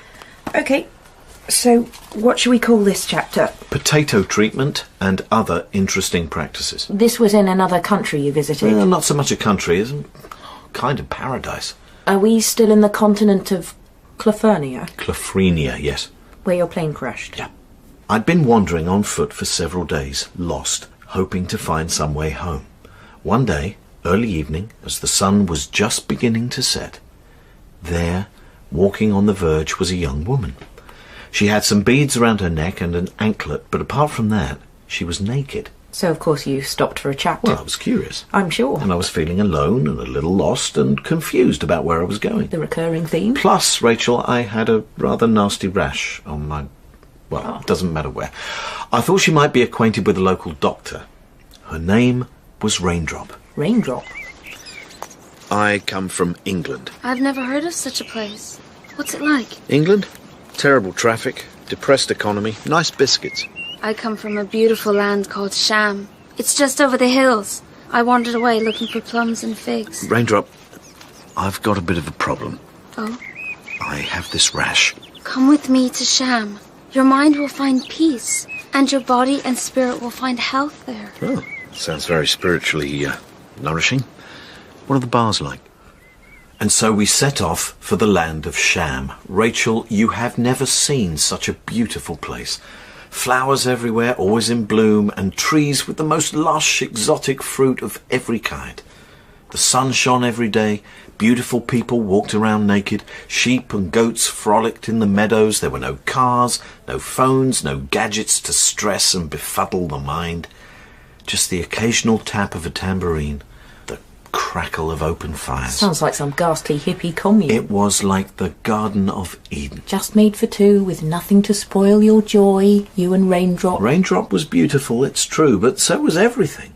We spent lazy days bathing in waterfalls and hot springs, picking fruit from the trees. Was any of it forbidden? Rachel. Any talking snakes? I had never known such peace. Raindrop was so natural. No makeup, no nail varnish, no hair dye. Any deodorant? I can't concentrate if you're going to be so cynical. This part of my journey has important implications. Mankind should learn from it. Well, on behalf of mankind, I'm just trying to picture it. OK, so there were no televisions, no computers, no processed foods, no drugs, no prescriptions. Being so close to nature nourished my soul. What about your rash? After a day or two, I reminded Raindrop about that, and she had no end of suggestions. Have you tried arnica? My mother had a headache and took arnica, and in a matter of hours, the headache had gone. My cousin the same. I tried it once. It didn't work at all. What I really need is a doctor. Brian, I thought you must have realized by now. There are no doctors in Sham, and no scientists, no technicians, and no big companies making profits. Oh, but of course, that's why everything is so natural and free and good. That's probably why I feel better than I've ever felt before. Oh, apart from the rash. Perhaps you need an acupuncture. Acupuncture? Don't you mean acupuncture? No. The acupuncturist gets you to sit down on some sand, naked of course, and then interprets the impression you leave. The impression you leave with your buttocks? The acupuncturist then prescribes ancient herbs according to the readings. It's a treatment going back thousands of years. So does leeching. What? I said I suppose it's worth a try. I can't believe you actually did it, Dad. What else was I going to do? There weren't any proper doctors in Sham, and you will be amazed to know that a couple of days after my buttocks had been read, my rash was considerably better. So you're a convert to buttock reading? Yeah, I went back several times. And although it didn't work quite as well, the buttock reader, the acupuncturist, said that's because I had the wrong kind of bottom. The wrong kind? Yeah, it's my own fault. I spend too much time sitting on chairs, which is another thing they didn't have in Sham. Everyone sat cross-legged as nature intended. You know, I'm thinking of starting my own acupuncture treatment centre. I'm sure you'll make a fortune. Can I suggest Islington? The land of sham had an answer for everything. So, when my rash worsened again, I wasted no time in going to see a potato healer. Someone who heals sick potatoes? Rachel, let's leave the mocking till you've given sham a fair hearing. OK, I'll mock it later. I arranged an appointment. Have you seen a potato healer before? No, first time. The people of Sham believe in the mystical powers of the potato. Yeah. This is a potato. Yeah. A Maris Piper with no eyes. It is the greatest, most potent potato of the whole potato family. It's the spud you like, is it? But the less you have of it, the more powerful it is. Really? You see, on the face of it, that seems utterly bonkers. I suggest you have the most powerful dose, which means the smallest amount. A barely traceable amount diluted in water? The most powerful dose is not having any potato at all. That's very potent, is it? Indeed. I prescribe having no potato after every meal for 3 days. OK, I'll try that. May I ask how long you've practiced potato therapy? In potato therapy, we believe that the less experience a healer has, the more powerful are his treatments. Some of the greatest healers have had such minute amounts of experience, it's almost impossible to even trace. The less is more approach again, yes. So, how much training have you had? I once walked past a healing academy and touched a leaflet. That really is minute, virtually nothing. Just brushed past the leaflet, barely connecting at all. Infinitesimal, then. Plus, I've forgotten even what it looked like. So, I am very potent. Right. And how much do I pay for this course of not eating potato? Well, being so potent, that is reflected in the fee. I don't suppose I could give you an extremely minuscule payment, could I? A barely traceable amount, you know, less is more. No. So, Dad, you rigorously didn't eat potato after every meal. Did the rash seem a little bit better? Yes, definitely. You don't think the placebo effect might have had some... No, because pretty soon it got worse again. This time with blisters and boils and lesions. So you concluded the potato therapy was a waste of time? Not at all. You have no idea how bad the rash would have been if I hadn't had the treatment. The worse the rash became, the more I thanked Raindrop for sending me to the potato healer. Clearly you were all loved up. You couldn't think straight. No, it's true. Raindrop and I were becoming close. One day in the rock pool, we brought up the subject of consummating our feelings. Here we go. It was actually Raindrop who broached the subject. Brian, I have feelings for you as a woman. Natural feelings, and I would like to express them by lying with you. I, too, have natural feelings as a man. I'm sure you must have noticed when we were swimming together. I would like very much to lie with you two. Then first you must see my muesli. Muesli? Everyone in Sham has a wise muesli. Everything the muesli says is wise. How do you know? Because he is a wise muesli. There's a beautiful symmetry about the way you speak, Raindrop. It's like a great orb or circle. The muesli will look at the stars and decide our destiny. Look, Raindrop, I think I've been pretty open-minded about some of your traditions, but astrology is something I really can't buy into. Then your body will never know mine. Really? So you had a change of heart and decided to see the wise muesli? It's very important as a travel writer to keep an open mind. You once told me that open minds let in a lot of rubbish. I thought there's no harm in just seeing this guy. It's not like I was going to become a convert. Brian, have you ever seen a muesli before? Not in human form, no. What brings you? I've been sent by my friend Raindrop. She wants to know if we are destined to be together. I will look into your character and see what the stars tell me. Yeah, to be honest, I don't think the answer is in the stars. I am not guided by ordinary stars. Really? I am guided only by stars certified organic. Excellent. They are represented on this chart here. God, it's all rather complicated, all those squiggles. I have a reading. Already? Yes, I can see from the lines here that you have much talent, but you do not make the most of it. You can be quite outgoing, but often feel quite shy. You're doing the old contradictory thing, aren't you? Outgoing and shy in the same sentence. Well done. I had a feeling this would be just as daft as any other astrology, organic stars or not. Well, it's been lovely seeing you. You wish to leave? This is the same old baloney they dish out at home. Please, just one more important important aspect of your character.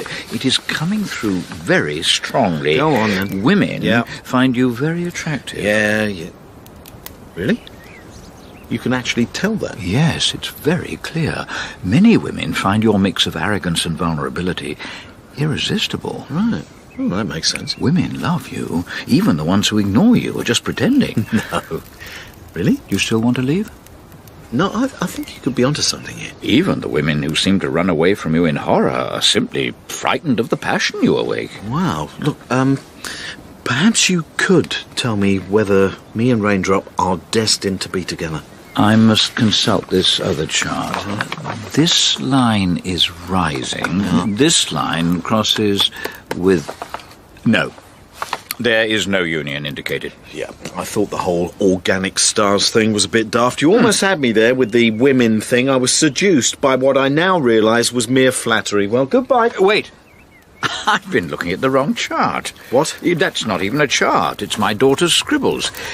Here, you and Raindrop are destined to be together. After all, there will be much lying together. It's coming through very strongly. That is impressive. How on earth do you do it? I mean, in England, most astrologers are con artists, so I can't wait to tell Raindrop. Who was it said that emotion leads the reason? He should have said the penis. Well, it seems silly to go through life doubting everything, and I don't deny I did have a vested interest in believing it. Raindrop was delighted. That is wonderful news, Brian. We're meant to be together. The stars say so. And look, the organic stars seem to be shining at us. Kiss me, Brian. Lie with me and make the earth tremble and the sky shake, make my womanhood purr with pleasure. Before we get down to all that, is there a chemist in Sham at all? A chemist? It seems only sensible. Before? Just to be safe. Is this normal in England? Amongst sober people, yes. In Sham, this kind of intervention is not allowed. You sure? Brian, if you let people decide whether or not to have children, next they start deciding how many children they want. Is that wrong? It's all icky and horrible. Why? It's just icky. And what if everyone decided not to have children? The race would die out. It's a bit unlikely. Once they decide how many to have, then they'll want to decide how many girls, how many boys. Then they'll want a girl child who's musical, a boy child who can climb trees, and another one who's skilled with the tambourine. Oh, I don't think so. It's family engineering. In Sham we have a saying, it's the thin end of the wedge. You have it too? It's used mostly by stupid people, but yes. Look, can you see? In the distance over the Great Lake? Gosh, a proper city. We call it the evil city. People do family engineering. They keep sick people artificially alive with chemicals. It's just medicine. I've taken medicine. Did it save your life? Yes. Then you are artificially alive. Like a machine, a robot person. If I were, I wouldn't have this bloody rash. I cannot lie with a man who believes in science craft. For in Sham, science craft is forbidden. Well, I hope that doesn't include my broom. Broom? No, I didn't tell you, but I thought the hut was looking rather untidy, so I tied a load of twigs to a pole. Sweeps the floor so much better than just using your hands. This is an invention. Well, not quite up there with the bagless vacuum cleaner, but pretty nifty. Brian, you're in great danger. If they discover that you've invented a new kind of technology, you could face terrible punishment. Well, it's hardly technology. There he is. Run, Brian. Why do I need to... Oh, all right. Get him. Tie his hands. Trying to. This Sawyer string's not very strong. Yeah, look, it's all right. I'll come quietly. Brian Gulliver, we're arresting you for inventing something a bit unfamiliar and therefore scary. What? Come with us. Oh, Brian. Right. And so I was taken to the Tree of Wisdom, where the wise men gathered.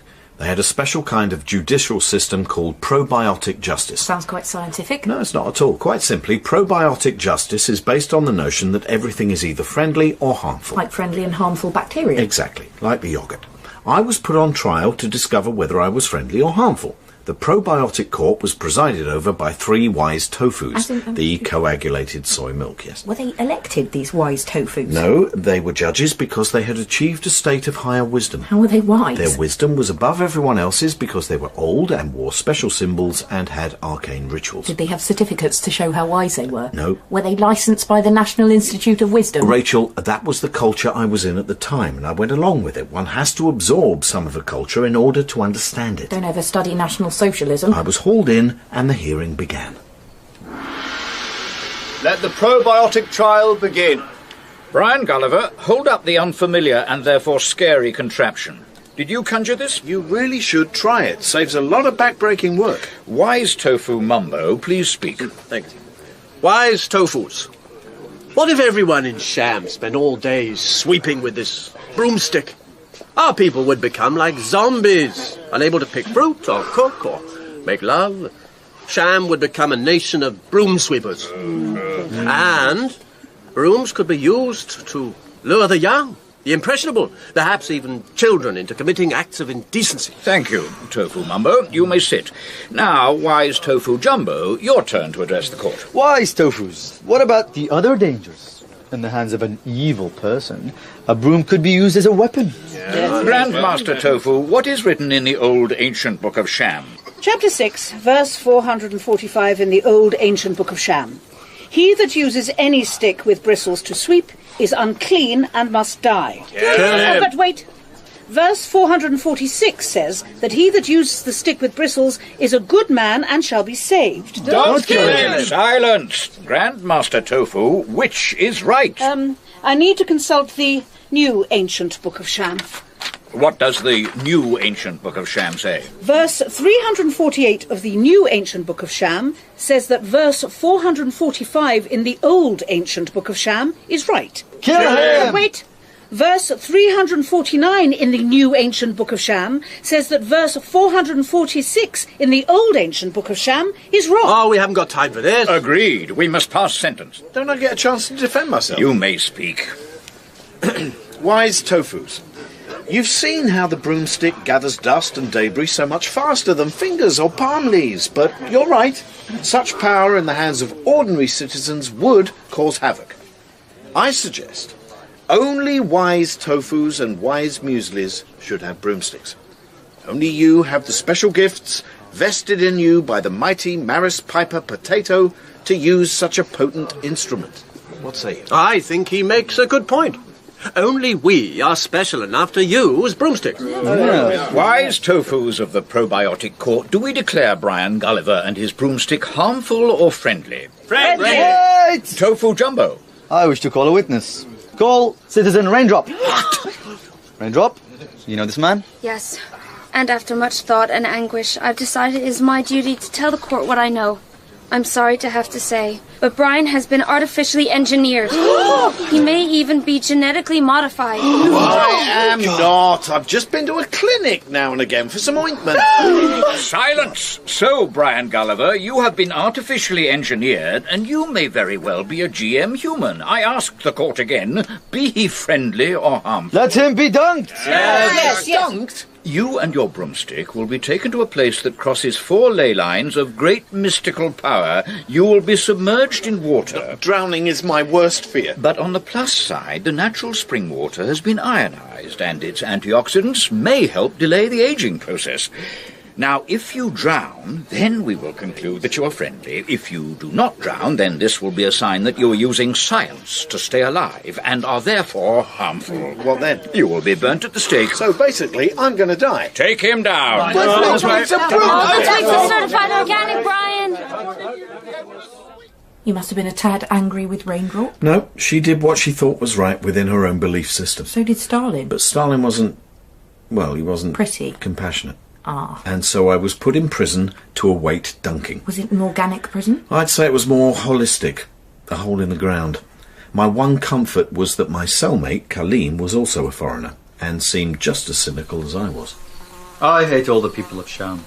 Every single one of them. I take it you're not from round here, Kaleem. I come from the other side of the peninsula, and we have had many wars with Sham. Why? Because they believe in the Maris Piper. I suppose it is rather ridiculous. I can't believe I fell for it. I was intoxicated by the whole atmosphere and, well, I was a little bit in love. Maris Pipers, isn't it absurd? Idiots! The Maris Piper has special powers! It can cure the sick! Everyone knows that the one true power is the charlottes. Excuse me? The charlottes. Small round ones, good for boiling and salads. The one true spud. Right. The charlotte is great. The charlotte is great! Not too loud. Don't want to antagonise the guards. Oh, the people of Sham must burn. Steady. First, I would like to cut off their heads with a sword. Yeah, well, the feelings run deep. I would dash their babies' heads against the wall. I want to place a bomb in their marketplace and watch them die. You don't think you might just talk it over with them? The charlotte is great. The The Charlotte is great! I'm hearing you. You know, Kaleem, I've been watching the guards, and I think the two of us could overpower them quite easily. Never. I prefer to be a martyr. The ancient text says, I will go to the next life and have 100 virgins. Right, well, that's nice. Why's that? I have pleased the Charlotte potato. This is my reward, and you too. If you denounce the Maris Piper... For 100 virgins, I'll denounce my own grandma. Maris Piper, duly denounced. Oh, good man. 100 virgins will be yours. Yeah, what does it actually say in the ancient text about these virgins? Nothing. They are female. Of course. Does it say that? Not in so many words, one just assumes. Yeah, only a bit awkward if they're not. We arrive and there's 100 tanned young men in swimming trunks waiting for us. I'm not being homophobic, but gender is important to me. It's one of the boxes I tick, you know. I'm sure they are females. But now you put doubt in my mind. And I mean, are they relatively attractive? The Holy Text doesn't specify. I'm just assuming. Yeah, well, it's another assumption. You're just assuming it's not going to be 100 very old spinsters or men. I'm keeping everything crossed that it won't be. Right. And, what now? What if they don't fancy us? Don't fancy us? Yes. Don't fancy us? Yes. This is not respectful. I'm just trying to see it from the young virgin's point of view. I mean, 100 of them, all hanging around, waiting to satisfy a couple of podgy blokes they've never seen before. Why would they want to do that? You have made me very worried about the whole virgin thing. Look, I think you should put off being a martyr till you know a bit more about what the deal is. And let's think of a way out of here. Okay. Now, the guards all seem to use the martial art called the hockey-cocky. This is the most ancient, most deadly and powerful martial art practiced throughout the whole land. Yeah, well, it looks like a load of bowing and nodding to me. This is ancient rituals, passed on by the great masters, going back thousands of years. Well, anyway, while they're nodding and doing the rituals, what say we kick them in the nuts and make a run for it? Okay. The Charlotte is great. Shh, someone's coming. Okay. We will be protected by the great Charlotte. Peace be upon it. Shh. Raindrop. I've come to help you, Brian. I thought you hated me. I do, passionately. But remember the reading of the organic stars that we are destined to be together. Yes? Therefore, I must try to make that happen. You're quite right. We must both try to make the inevitable happen, otherwise, it might not. At last you understand. Oh, this is Kaleem. He's a Charlotte man. Ah? He won't hurt you, will you, Kaleem? Not yet. I have a plan. In order to escape, you must make the people of Sham so scared of you they won't come near you. How? I've done it already. I started a rumor that you emit invisible rays and dangerous GM vibrations that will make them ill. Nothing upsets the people of Sham more than a health scare. All the guards have fled, and you'll not be approached by anyone. What about the locks? They're only made of natural materials. Metal's a natural material. They're made in the tradition of the great teacher Montessori. No metals, just hemp and bits of twig. Okay, and what about you? I'll find you when the moon is in line with my sacred ley line. Righto. Please take this. It's a necklace. Oh, with a little gold round blob at the end. Oh, it's a spud. A Maris Piper. I spit on Maris Piper. Steady. I hope it will keep you safe. Farewell. Can I come too? Yeah, why not? And so Kaleem and I walked out of the cell. Raindrop was right. The guards had run from us in fear along with everyone else. We left the land of Sham. Poor old Kaleem. Nice bloke. You'd grown fond of him? Well, for all his zealous ways and talk of beheading infidels and bombing market squares, he was good company. But he missed his own people, you know. After 4 or 5 days on the road, he met up with some other followers of the Charlotte. We had a great feast with much rejoicing, much dancing, and then the next morning, Kaleem was executed. What for? Kaleem was a believer in Charlottes with eyes, and they followed the Charlotte without eyes. When the difference was discovered, everyone seemed convinced that Kaleem should be publicly flogged and then stoned to death. I told him that I hoped everything would work out with the virgins, and slipped away, and began my trek to the evil city. Oh, yes, and was it evil? Well, not exactly evil, no. But they embraced scientific values. Oh, they were quite fanatical. I was thrown in prison the minute I got there. My crime? Simply wearing a chain necklace with a little gold Maris Piper pendant. Apparently it was a sign of religious oppression and might cause offence. I witnessed several demos. The Down with Nature demo, Give Chemicals a Chance, Natural Healing, No Thanks. They were the most advanced scientific community decades ahead of us. OK, reveal some scientific insight that's new to us. You must have learnt something. Oh, yeah, I wanted to discover as much as I could. I was given access to the top scientists in the land. OK, give me a breakthrough. Give me a theory of cosmology more advanced than M theory. It's not that easy, Rachel. One revolutionary scientific insight. I would if I could. What did these scientists tell you? Everything, all their latest theories. But the funny thing is, I didn't understand a word. Strings and quirky bits and micro-universes curled in on themselves.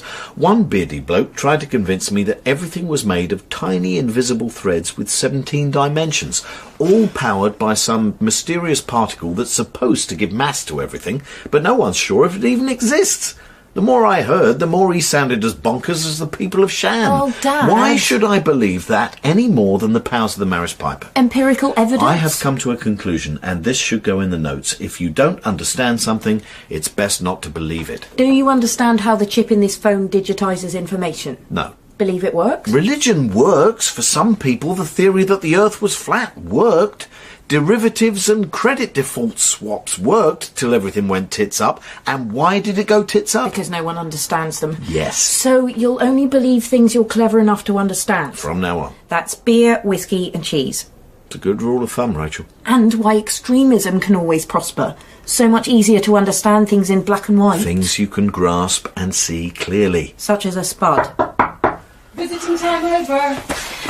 Anything you want me to bring next time? No, thank you. Oh, there is one thing you could do. Would you have a word with them in the canteen? Would you ask them to provide a shallot-free salad as an option? Just a little superstition, that's all. Right, I can certainly ask. What about Jersey Royals? Are they okay? Yeah, fine. King Edward? No problem, it's just the shallots. You're fine with Desirees? Yep. Belle de Fontenay? Yeah, but only in mash. Marnock? Fine.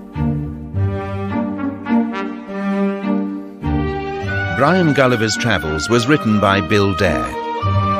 Brian was played by Neil Pearson, Rachel Mariah Gale, Raindrop Antonia Campbell Hughes, Muesli David Horovich, Mumbo Julian Dutton, Kaleem Louis Alsamari, Healer Stuart McLaughlin. Other parts were played by Sally Orrock, Joanna Munro and Bill Dare.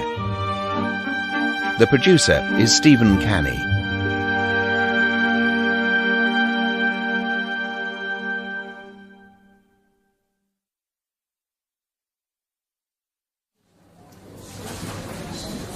Brian, your daughter's here to see you. She's not supposed to come today. I asked for my brother. I thought Rachel was the one compiling the book about your travels. Oh dear, this could be awkward. Hi, Dad. Rachel, it's very nice to see you, but for this chapter of my travels, I need William. Why? The place I want to talk about is, well, the main activity, the recurring theme, as it were. Well, it's mostly about sex. Ah. Well, Dad, I am a grown-up. My degree's mostly journalism. I can think of this as work experience. Yeah, but I'm your father. Not for the last 6 years, you haven't been. It's a bit early for the barbed remarks. Sorry, notebook ready. Shall we start? Well, we need somewhere private. Some of this is, well, quite sordid. I don't want the other patients overhearing. Do you have any of that whiskey I sneaked in, Dad? I don't think I want any. No, it's for me. Drinking on the job. A great journalistic tradition.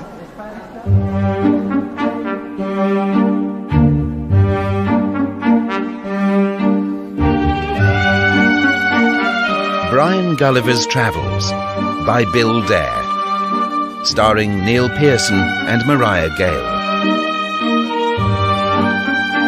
This week, Erosia.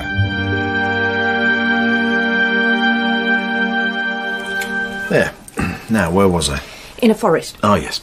I'd been walking for 2 days when I came to a treeless area, then a road, then, after a few miles, a fork in the road. Beginning to sound like a fairy tale. Fairy tales are based on universal truths.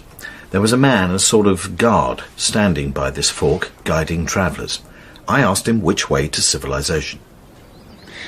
Well, that would depend on what sort of civilization you're after. You could go that way, to the land of inner beauty. Sounds nice.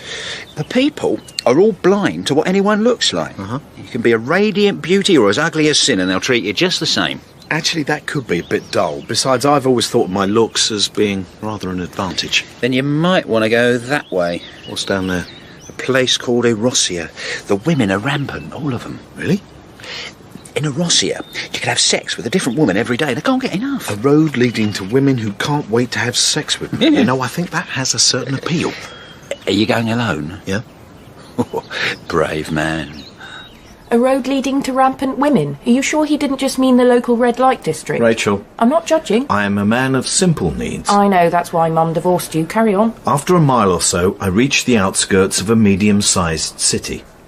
I might have thought I was home, but for two suns shining in the sky. A rather attractive young woman on the other side of the road crossed over and spoke to me. Hello. Hi. Nice day. What are you up to? Oh, I'm just travelling.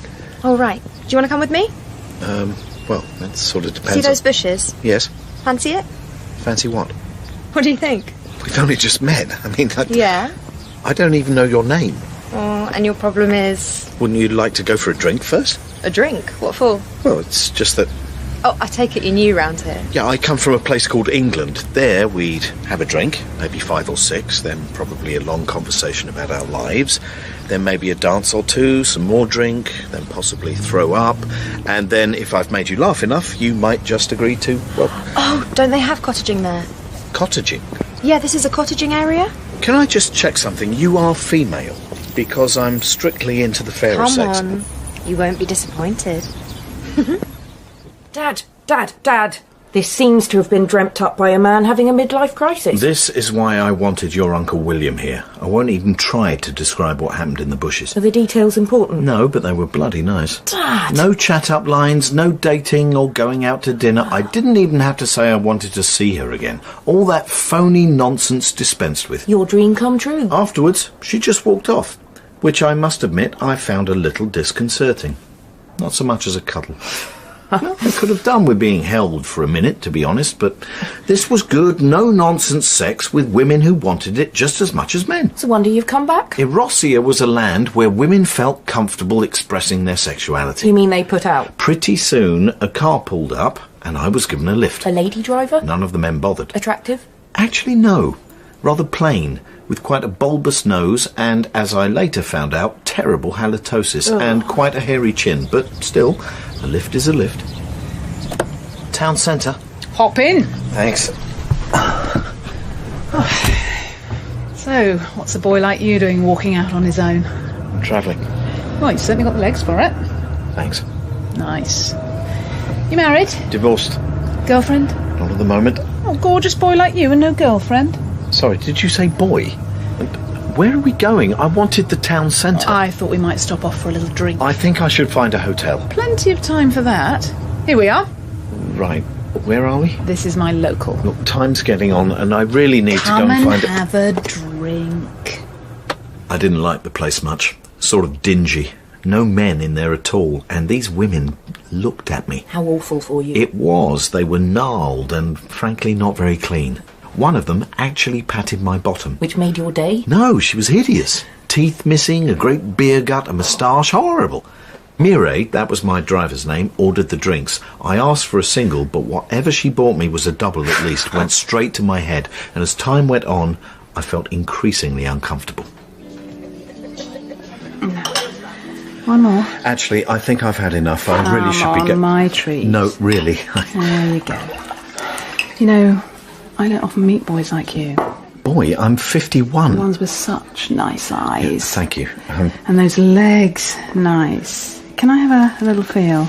My legs? What for? Oh, yes, nice. Nice and firm. Just how I like them. Have you felt my leg enough now? How about the other one? Oh, lovely. Nice. Do you work out? Not really. No. Brian, my dear, you'll meet a lot of women round here who are only after one thing, but not me. I like you as a person. Yeah. Brian, yeah. And how about saving a bit of money on a hotel and staying at my place tonight? Well, that is kind, and it's really quite late now, so... Great. So now when I said my place, it won't actually be my place, it will be a hotel. I thought you said I'd save money on a... It'd be my treat. You can't stay at mine. I'll be honest, Bri. Can I call you Bri? Yeah. Thanks. My husband is a very jealous type, and we don't get on, you know. Oh, I see. We stay together for the kids. For the kids, yeah. But, you know, basically, it is over in that way. I'm sorry. Bri, I think I've fallen in love with you. It's only been an hour. Can I kiss you? Look, Mireille, you are really nice, and I do like you, but not really in that way. Come on, give us a kiss. I'd rather not. Look, Bri, I gave you a lift. I bought you drinks. So? Come on, you were walking on your own. I don't see what walking on my own has to do with anything. You got into my car and you are wearing shorts. Now you say you're not interested. I've met boys like you before. I just needed a lift, and I'm not a boy. All right, forget it. Sorry, Brian. Sorry. Look, I want to give you a present. Present? Why? Because I really like you, Brian. I think you're very beautiful. Open it. It's... Oh, my God. State-of-the-art smartphone. 200 apps, 25 gigabyte memory. Look, it's lovely. It really is, and I am very flattered. Very special present for a very special boy. I really don't know what to say. Plus, 2 tickets to the Cup final, director's box. Take them. These must have cost a fortune. Hang on. When did you buy these presents? I had an idea, a premonition, that I would meet the boy of my dreams very soon, so I had them ready. That's very charming. I'm overwhelmed. Now, Bri, what say you and me have a bit of fun in the car? Make a married woman very happy, and then I'll drop you off at a hotel.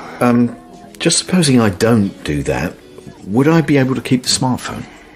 Oh, dear. Dad, you really don't have to tell me the details of this story. Details are important, Rachel. Yeah. Mireille let me keep the phone, and all I had to do was kiss her. And, well, she took things a bit further than I wanted. Hands everywhere. But to be honest, those drinks were stronger than I thought, so I wasn't quite sure what was going on. Besides, I didn't want her to think I was a tease. I probably had led her on a bit. So. Anyway, when she was satisfied, she dropped me off in the town centre. I was so relieved to be out of the car that at first I thought things seemed pretty normal. But as I turned into the main street, things really started kicking off. Hello, darling, fancy. I'm okay, thank you. I'll pay you every night. Hello, sexy, you want to ride in my car? No, I'm quite happy walking, thank you. I thought it must be hen party season. Or maybe you just arrived in Preston.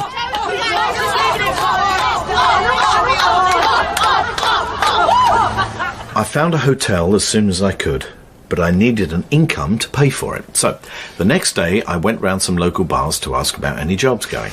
Now, for the first time, I noticed that most of the men in this place were really haggard looking. They had this dead-eyed stare. By comparison, you were a reasonable catch. Oh, you flatter me. I asked a few of them if they knew of any vacancies. Do you know anyone looking for an experienced travel writer? You're new in town. Yeah, I just need a bit of money to get started. If I had your looks, I'd do a bit of modelling. Modelling? Well, I think I'm a bit too long in the tooth for that. Are you kidding? You can't be more than what? I'm over the big 5-0. You definitely don't look it. What's your secret? Hey, stranger, huh? You like the ladies? Yes. Well, some of them. You want good money? You have a room, and you entertain the ladies, and you get good money with your sexy looks, huh? What? You don't mean... You don't... You do mean... You interested? Well, I've never done anything like that before. Well, you'll have to be disease-free, you need to be clean, you need to be good. I think I can meet those requirements. And you'll definitely need these blue tablets. Now, tell me, what are your measurements? Waist 34, chest 42. Yeah, I don't mean those measurements.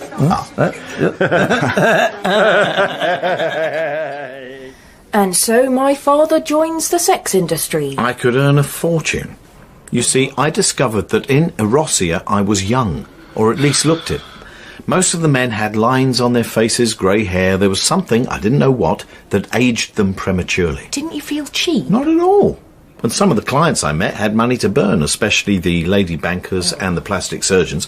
And one day, one of my regulars, a TV executive, told me about a company looking for a fresh-faced travel presenter. The next day, I went to see the producers. Do sit down, Brian. Love the shirt. You look fabulous. Thanks. This is the show's anchor, Vilya. Pleased to meet you. Hi. And the executive producer, Molson. Hi. Hi. Now, the show's called Let's Go, and it's all about travel. Right. Yeah. Well, sounds great. Good.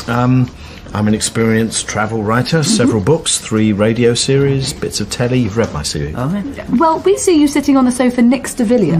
Yeah? Would I be writing my own links? Have you thought about what you might wear? A lounge suit? Oh, maybe, yeah. Well, I'd like to do location reports. What are we going to do with his hair? Well, I think it's nice how it is. It's sexy. What are you doing? Well, can't I touch your hair? What for? And shoes. I think a nice pair of killer brogues would be good. Fine. Now, I normally like to get away from the beaten track, try to understand different cultures. You don't mind wearing swimming trunks now and then, do you? Sorry? Oh, some boys get all touchy about it. He definitely has the legs. Doesn't he have the legs? Oh, yeah. Thanks. We've got some here for you to look at, actually. Oh, I like these ones. Oh, very good. Those are thongs. We want to make this a sexy show, Brian. Young and sexy. Do we have to choose my swimwear now? I mean, what about the content? The content, right, yeah. We want a nice flirty chemistry between you and Villiers here. Well, I think I can provide some good-humoured banter. Oh, can you start next week? That should give us long enough to choose your shirts. How about this orange one? It's a little bit see-through. Cheeky. And so, in under a week, I'd landed a top TV job. Based purely on your intellectual ability. It was good money, and I was treated very well. You didn't feel used? Well, I did have to put up with a bit of strange behaviour from Villiers. She'd come into my dressing room and sit on my lap and put her hand down my shirt. Oh. Claimed it relaxed her before the show and I wasn't to tell anyone. You see, it doesn't pay to get on the wrong side of a seasoned presenter. I don't think I'll be taking that advice, Dad. Rachel, I really don't think a little fondle was too high a price to pay, and I was getting used to all that sort of thing by now. Really? Well, I dealt with a lot of strange behaviour. The peeping Tom, for example. Although peeping Thomasina might be a better phrase. You're saying a woman spied on you? Yeah, from opposite my flat. Every time I took a shower, she brought out a 3-foot-long telescope. And then there was the incident when I went on a trip to a country hotel with some of my TV colleagues. My boxer shorts went missing from my room. I couldn't find them anywhere, so I confronted the women at breakfast. No, absolutely. Look, everyone, I don't want to make a fuss, but All right, Brian. someone has been in my room and taken my underwear. Oh, dear. Well, not me. Well, don't look at me. No, I'm not saying any of you did it. I'm a happily married woman, darling. I don't go around stealing boys' underwear. I'm 51. No, we'll buy you some more on the budget. No, that's not the point. Some seedy woman has been going through my luggage and taking my smalls. Oh, it was probably one of the creepy-looking chambermaids. Oh, yeah, they are quite pervy, aren't they? Mind you, Brian, to be fair, you shouldn't have left your boxer shorts where a woman might see them. No, she's right. You're asking for it, really, sweetheart. Don't worry. Sorry, Dad, but I just can't believe women were stealing your pants. That's true. I was also touched up on the bus, ogled in the street, followed home countless times. I stopped going out unless I could find a friend to go with. The street lighting in some areas was dreadful, but on the plus side, I was feted by newspapers, magazines and TV stations. I had more interviews than I can remember, although some of the interviews for the glosses were a little superficial, I admit. So, Brian, you've been presenting Let's Go for a few months now. Do you like it so far? Yeah, it's been fascinating discovering the enormous diversity of cultures in the region. My anthropology degree has come in quite handy. And why did you suddenly decide to change from wearing brogues to loafers? Did I? I don't remember. Oh, it caused quite a storm. If you look online, people are still chatting about it. Was it some sort of statement? How can changing shoes be a statement? OK, now I have to ask this or my editor will kill me. The notorious no socks episode. Oh, will this ever go away? Look, I didn't wear socks on one occasion because I was wearing open-toed sandals. Where I come from, that's normal. It wasn't an attempt to get attention? Nope. Wasn't it a bit racy for a TV presenter? I never wear socks with sandals. But can you really expect to be taken seriously as a presenter if you go provocatively sockless? I never thought about it. Aren't you having your cake and eating it? I want to be taken seriously, but hey, look at my sexy toes. Can we talk about my theories on cultural relativism? And when you went to the TV awards ceremony, you had 3 buttons undone on your Look, shirt? it was a mistake. A wardrobe malfunction. Yeah, I suppose so. Can we talk about something? Couple more questions. Now, your weight, it fluctuates a fair bit. Do you have an eating disorder? No, I don't. And do you have any diet tips for our readers? Why would I have diet tips? Now, you're still single at the age of... I'd like to discuss the mystic rituals of the Holodobo tribe of Gakaina. Now, what about children? Now, you have a daughter abroad somewhere. How do you juggle your work with your responsibilities as a father? The same way mothers do. Now, would you like to hear about some of my upcoming projects? For example, I'd like to make a film about a place called the Land of Inner Beauty. Have you heard of it? Oh, the land where no one cares what you look like. Yeah, it's fascinating. I mean, what kind of society Actually, would it's time for a photo shoot. Now, can we have one of you on the sofa? I thought a pair of shorts would be nice. And, how about that see-through orange shirt? Yeah, whatever you want. You don't still have the orange shirt, do you, Dad? I burnt it. Oh. But not all the interviews were like that. Some paid me the respect I deserved with headlines such as More Than a Pretty Face and Brains as Well as Beauty and Sexy but Serious Too. Happy days. I spent most of my time being showered with gifts from admiring women, visiting wonderful places and, well, having sex. And that was the problem. You felt you were leading a shallow existence. There has to be more to life than this. No, I was loving it, but I realised too late that it was the sex in Erosia that made men age very quickly and, frankly, horribly. No wonder I'd been considered so fresh-faced and youthful, but in a matter of months, things began to change. I looked in the mirror, and it's as if my face had collapsed. Hard, leathery skin, deep crevices. I'd turned into a walnut. The women who ogled me before looked straight through me. I wasn't hassled at all. Your boxer shorts were safe at last? Completely. And then one day, I was happily taking off my makeup in my dressing room when there was a knock on the door. Come in. Brian. Hi. Got something to tell you. Pop yourself on the chair there. You're looking lovely, by the way. Thanks. Loving the hair. We've had a little bit of a rethink, and we want to refresh the show, and so, well, we're going to let you go. What have I done? Nothing at all. You are a terrific presenter and gorgeous, but we want to give the show a fresher feel, someone a bit more contemporary. You think I'm less contemporary than I was 3 months ago? I understand your frustration, Brian. Oh, you're not thinking of wearing that shirt, are you? Yes. I think it's a little bit... Well, the words mutton and lamb spring to mind. Look, Brian, I wish you all the best for the future. Well, I'm sure Vilya and I can get a new show on another channel. We have a great chemistry. Vilya? Oh, no, she's staying. You're keeping Vilya? But she's ancient. She's a seasoned presenter. People respect her authority and experience. Put her with a sexy young boy, and you have a very appealing team. I'm not sexy anymore, is that right? Bright. Have you ever thought of doing radio? Oh, I see. Or how about emigrating to the land of inner beauty? You might feel a bit more appreciated there. I think you've made your point. Or how about a little cosmetic surgery? I know someone very good. Here's his card. So the sex had become my undoing, Rachel. Why is it that everything we enjoy, sex, fatty food, alcohol, is bad for us? Jigsaw's on. Well, you stick to them. But I'd enjoyed rampant carnal activity, and my face was paying the price, and boy, did the clients notice. You were still whoring? High-class escorting, Rachel. It was fun and good money, but there came a day when I had to hang up my posing pouch.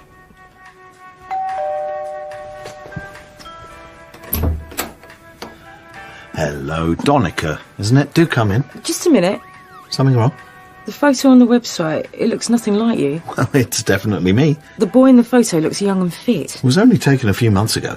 You've let yourself go. I'm not paying top whack for you. Well, I'll do you a modest discount. Half price. I want 75% off. I'm practically doing you a favour. I think I'm pretty good for my age. You're a dog. I am not going to be insulted. Please go away. I'm not going anywhere. I choose my clients, thank you, and I am not choosing you. Goodbye. I don't think you heard me. I'm not going anywhere. Perhaps I'd better not describe what happened next, Rachel. It's not very pleasant. I'll put it in an email. Please don't. So you stopped the escorting? Yes, my only source of income, gone, along with my figure. Magazines published pictures of me shopping at supermarkets with 2 arrows pointing at my so-called love handles. And I spent an absolute fortune on face cream. They all promised to make me look younger, but can you believe this, Rachel? Not one of them made any difference. I think I can. I went right back to the chemist. Hello there. I bought this Oil of Youth face cream. It said it would help me look younger and have fresh, vibrant skin. Oh, but I'm sure spending a fortune on it made you feel pampered and special. I wanted it to get rid of the wrinkles. Hasn't the power of suggestion worked? Obviously not. Then read the small print there. This product only works on those with a high degree of suggestibility. Excuse me. Weren't you on that travel show? Yeah. You looked so much younger on the telly. Thank you. I can't believe you fell for the Oil of Youth cream. I tried everything going. I had my eyebrows plucked, my hair coloured, I had countless facials and diet products. I even wore support tights and a discreet corset. In a moment of despair, I picked up the card that producer had given me and arranged a consultation. The cosmetic surgeon? Rachel, without my youth, I felt worthless. I needed help. First of all, I'd like to say thank you for choosing Changing Faces. You come highly recommended. Oh, you've read a bit about us, I take it. Apparently you can make me look young again. Have you seen our brochure of donors? Sorry? These are the young people offering to donate their faces. Donate? I'm sorry, did you say donate their faces? And aren't they lovely? Beauties. Oh, that one would suit you very well, I think. Same colouring as you, similar skull size. You can, of course, mix and match. A little nose from him, a cheek from her. It's all up to you. She is gorgeous. Are you all right? I feel sick. Are you suggesting I take the face of one of these young people? And where do these young people come from? We'll get to that. You'll have to part with your existing face, of course, but I don't expect you'll mind that. But some of them are practically kids. They're in the first bloom of youth. Yes, well, you wouldn't want an old face, would you? I mean, no one wants an old face. This is barbaric. Well, the donors are all volunteers. They enjoy giving. How can anyone enjoy giving their face? I take it you've heard of a place they call the Land of Inner Beauty? Yes, I've heard of it, where looks aren't important, only the character underneath. Let me show you our promotional film. Welcome to Changing Faces. If you're thinking about a new face, be sure you choose one from a responsible source. All our used faces and facial features come from willing volunteers from the Land of Inner Beauty. The faces are fairly traded and ethically harvested, as these donors testify. Hi, my name's Tina. I'm from the Land of Inner Beauty. I was told my face was pretty, so I sold it to pay for my education. I now have this old wrinkly face, but I know my inner character hasn't changed at all, and I got a first-class degree. My name is Dom. I had a handsome face once, but to me, it meant nothing. Because in the Land of Inner Beauty, no one cares about looks. I feel happy that my face is now with someone in the land of Erosia who needs it. Stop! I can't stand it anymore. They have been brainwashed. Take a look at this picture. Oh! Oh, poor man. Has he had an accident? It's hideous. Yes, well, you see, in the Land of Inner Beauty, he is a pop idol. It's a sex symbol. Yeah, but his face... He has got the girls screaming for him wherever he goes. Why? Because they like his music. And to them, beauty is only about what one says and does. They have no use for what merely meets the eye and no fear of ugliness, no concept of it. I don't believe this. Well, they're only too happy to make a donation of what to them is useless. We give them a tidy sum for their trouble, and off they go. I'm going to report you for this. It's got to be illegal. Yes, the notion of visual beauty is so ingrained that you actually find it impossible to believe that any society could have no use for it. You must come from a very superficial culture. Okay. Instead of paying for a new face, why don't I simply leave Erosia and go to this land where my ageing boat race won't be a handicap? No one will shun me because I'm old. Good luck. Thank you. And when you come back, I'll still be here. So that's what I did. I went to the Land of Inner Beauty. And how was that? Well, in a place where the only value is your personality, character and spirituality, how do you think I fared? Possibly not that well. You know me better than I knew myself at the time. I've always had a wandering eye, but I had no idea that I was a mere vessel for hormonal impulses, driven by compulsion, appetites based mostly on looks. In other words, you're a human being. But you'd think that down the ages, humans would have found something other than physical appearance to fire up the passions, something deeper, more spiritual. If we had, there'd be less of us. Fewer. Or possibly none of us. We'd be the smuggest, most sanctimonious creatures ever to go extinct. I didn't realise I spawned a genetic determinist. You didn't. I decided to be one of my own free will. Visiting time's over, I'm afraid. I'll type up the notes and email them to you. Oh, when you next visit, I wonder if you could get me some extra strong support tights. Dad. I'm getting out of shape, and my hair's a mess. They won't let you use hairdryers. Actually, Rachel, could you buy me some hair straighteners? Ridiculous, It'll take years off me, and some moisturiser, I really don't think you need please. them. Some diet soups, and You're an fine as you are. exercise DVD. Jane Fonda, like her.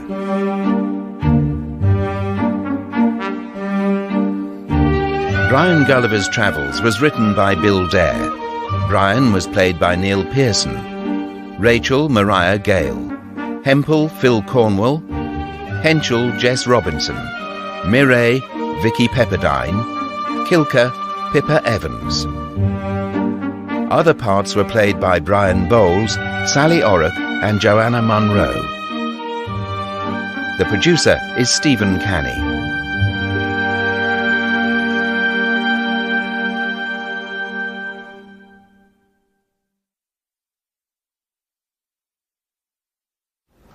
Is he any better? He's a little calmer, but no less convinced of his extraordinary journey.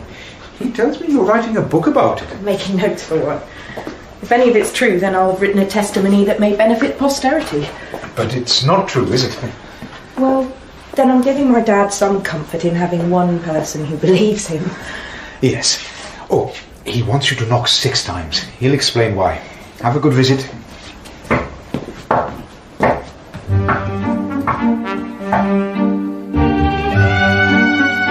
Brian Gulliver's Travels by Bill Dare. Starring Neil Pearson and Mariah Gale. This week, Jampoa.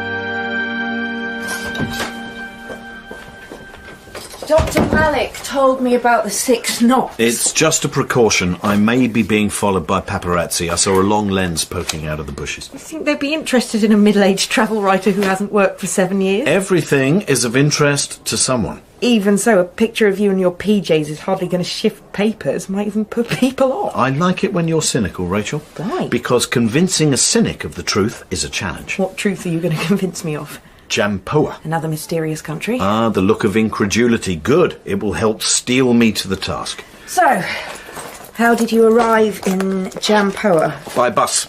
Bus? Tired and very hungry, I'd been wandering for days, hoping to find something or someone that would show me the way home to England. The clouds, rocks, and even trees looked so alien, colours and shapes I'd never seen before. So when I saw an ordinary bus stop with the word bus in plain English, I waited. I didn't have any money, but I soon found out that that didn't matter at all.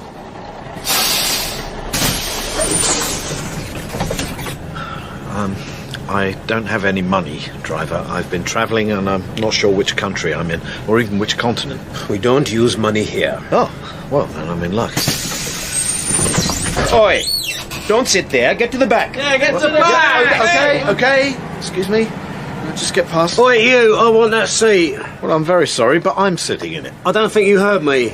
Oi! Get up! Give the seat to the VIP! VIP? Don't you know who I am? Why have we met?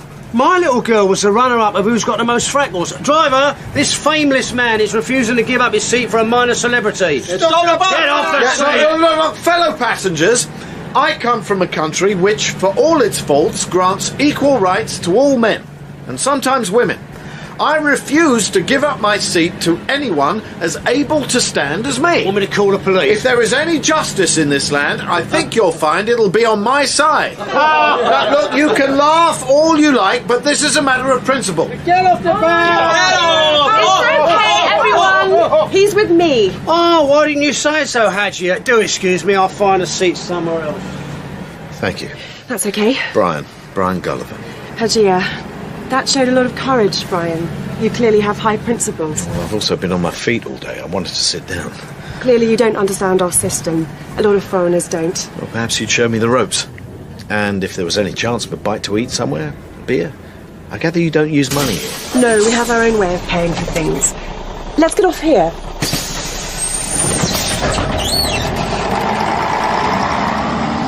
What do you fancy? Something from the hot dog stand. 2 hot dogs, please. You're Hajia. That's right. That'll be one photograph with you, please. Brian, would you stand there while we have our picture taken? Yeah, sure. My hair's a bit of a mess, though.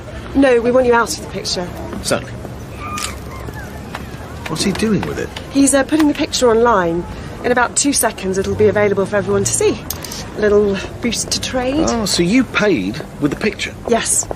You see, I am a little bit famous. Oh, what for?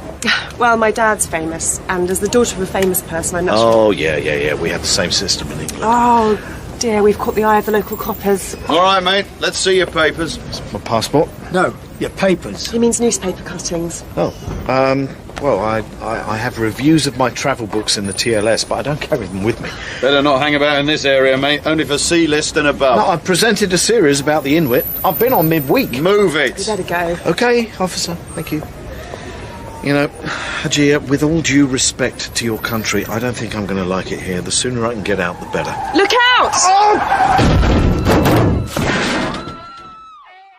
The next thing I remember is waking up in hospital. Hajia was holding my hand. Oh, a budding romance. Nothing like that. You mean you met a nice woman and didn't try to pull her? I didn't say I didn't try. I was worried there for a minute. Hajia told me that a car had driven up on the pavement and run me over. She offered to show me the footage. Footage?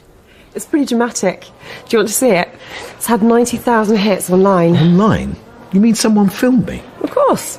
Everyone in Jampo has a camera. What on earth for? Or getting anything that might be fun. But I could have been killed. It's very popular because it looks so genuine. Oh, well, I'm delighted. My performance is so enjoyable. Half the accidents online are faked. People risk their lives, sometimes sacrifice a limb or two, but, it's all worth it if they get enough hits. No, I don't want people gawping at me. Please, can we take it off the net? But it's paying for your treatment. How?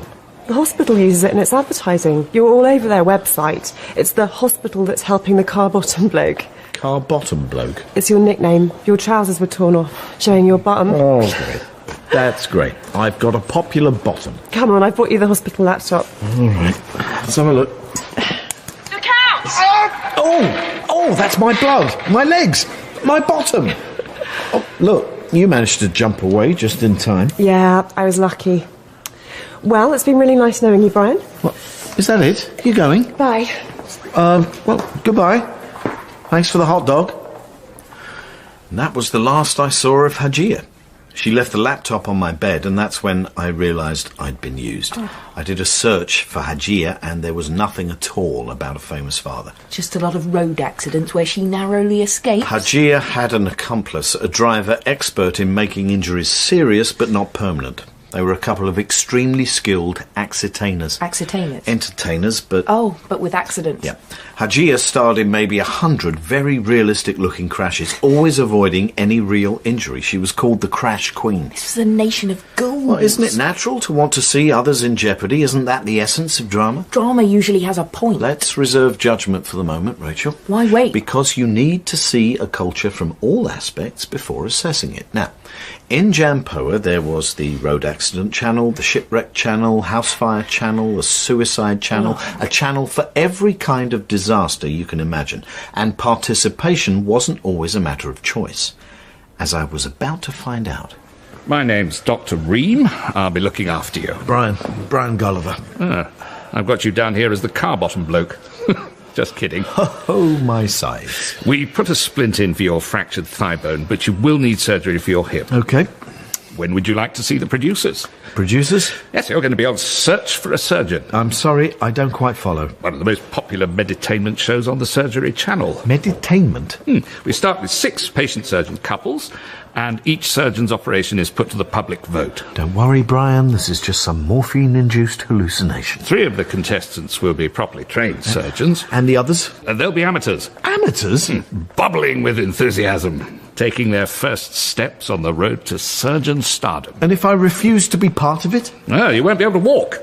That hip won't fix itself. OK, then just let me pay for a proper operation. I'll get some money somehow. Money? Oh, yes, I forgot. So I had very little choice. Surgery by reality show. At least it was educational, and clearly your hip's fine. No thanks to the surgeon I landed up with, who was a complete joke. The hopeless candidate in all reality shows, the one that adds the comedic value. A myopic alcoholic with a hand tremor. I was awake for the whole terrifying ordeal. Darmy Sotke is just about to make his first incision into patient Brian. Right, here we go, Brian. Anyone see my glasses? Oh, please, will you be careful? This is my body. Don't worry, I'm in complete control. Okay. Now, I'm going to need a knife, some kind of knife. Oh, this one. This is quite sharp. OK, Brian, so it's your neck? No, leg. Right. Leg. So I'm going to start here. That's the wrong leg. OK, I'm going to start... That's his leg. OK, I'll start here on your leg. Do you want to take your trousers off first? Or, no. I'll cut through the trousers. Thank you. There we are. Careful, careful. Very hairy legs. So, Brian, I'm going to cut into... No, I won't cut quite yet. Now, hang on. I need... Where's that diagram? I've got a list that I should be attending to here. Have you been made unconscious? No, you haven't, have you? Has anyone got any drugs? Do you want some pills? Yes, I do. Brian, have a drink. I've had a drink. I think we should all have a drink before we begin. Where's that whiskey? Right, here we go. OK. Do you mind? This is my body you're dealing with here. I'm a little bit nervous, I have to admit, Brian. However, I'm going to press on. I really do have to say, I'm going to have to sit down. So, clearly, Darmy has made no progress at all with the surgery, but let's see if he's managed to charm the judges. Sindel. Look, I'm going to be honest about this, okay? Darmy, his surgery technique is not great. He's all over the place. But, no, listen, the audience love him. So, fair play. I'm going to put him through to the next round. And Gemma? He makes us laugh, he's a great sport, and he doesn't take himself too seriously like some of the others. And Jamin? There's a great chemistry between Darmy and the bare bottom bloke. I'm loving the banter, so I'm putting him through. Stay with us for the next round of Search for a Surgeon, where our scallywags with scalpels will be required to continue the operation wearing blindfolds.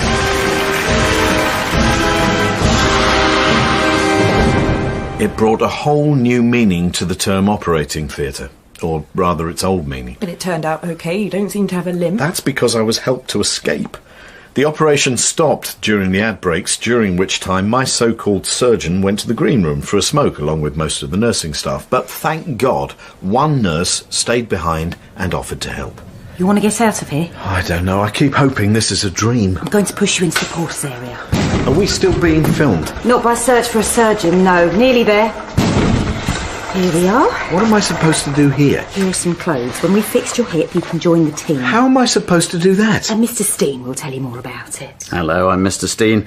Welcome to Hospital Porter's The Truth. Sorry? It's a gritty documentary showing the grimy, stressful and sometimes shocking underbelly of hospital life. Oh, no. You'll be the clueless rookie. Don't worry if you mess up from time to time. It all adds drama. Now, are you okay to handle dead bodies? No, they terrify me. Well, that is excellent, because we'll have tears, tantrums and drama. Do I have a choice about this? Well, of course.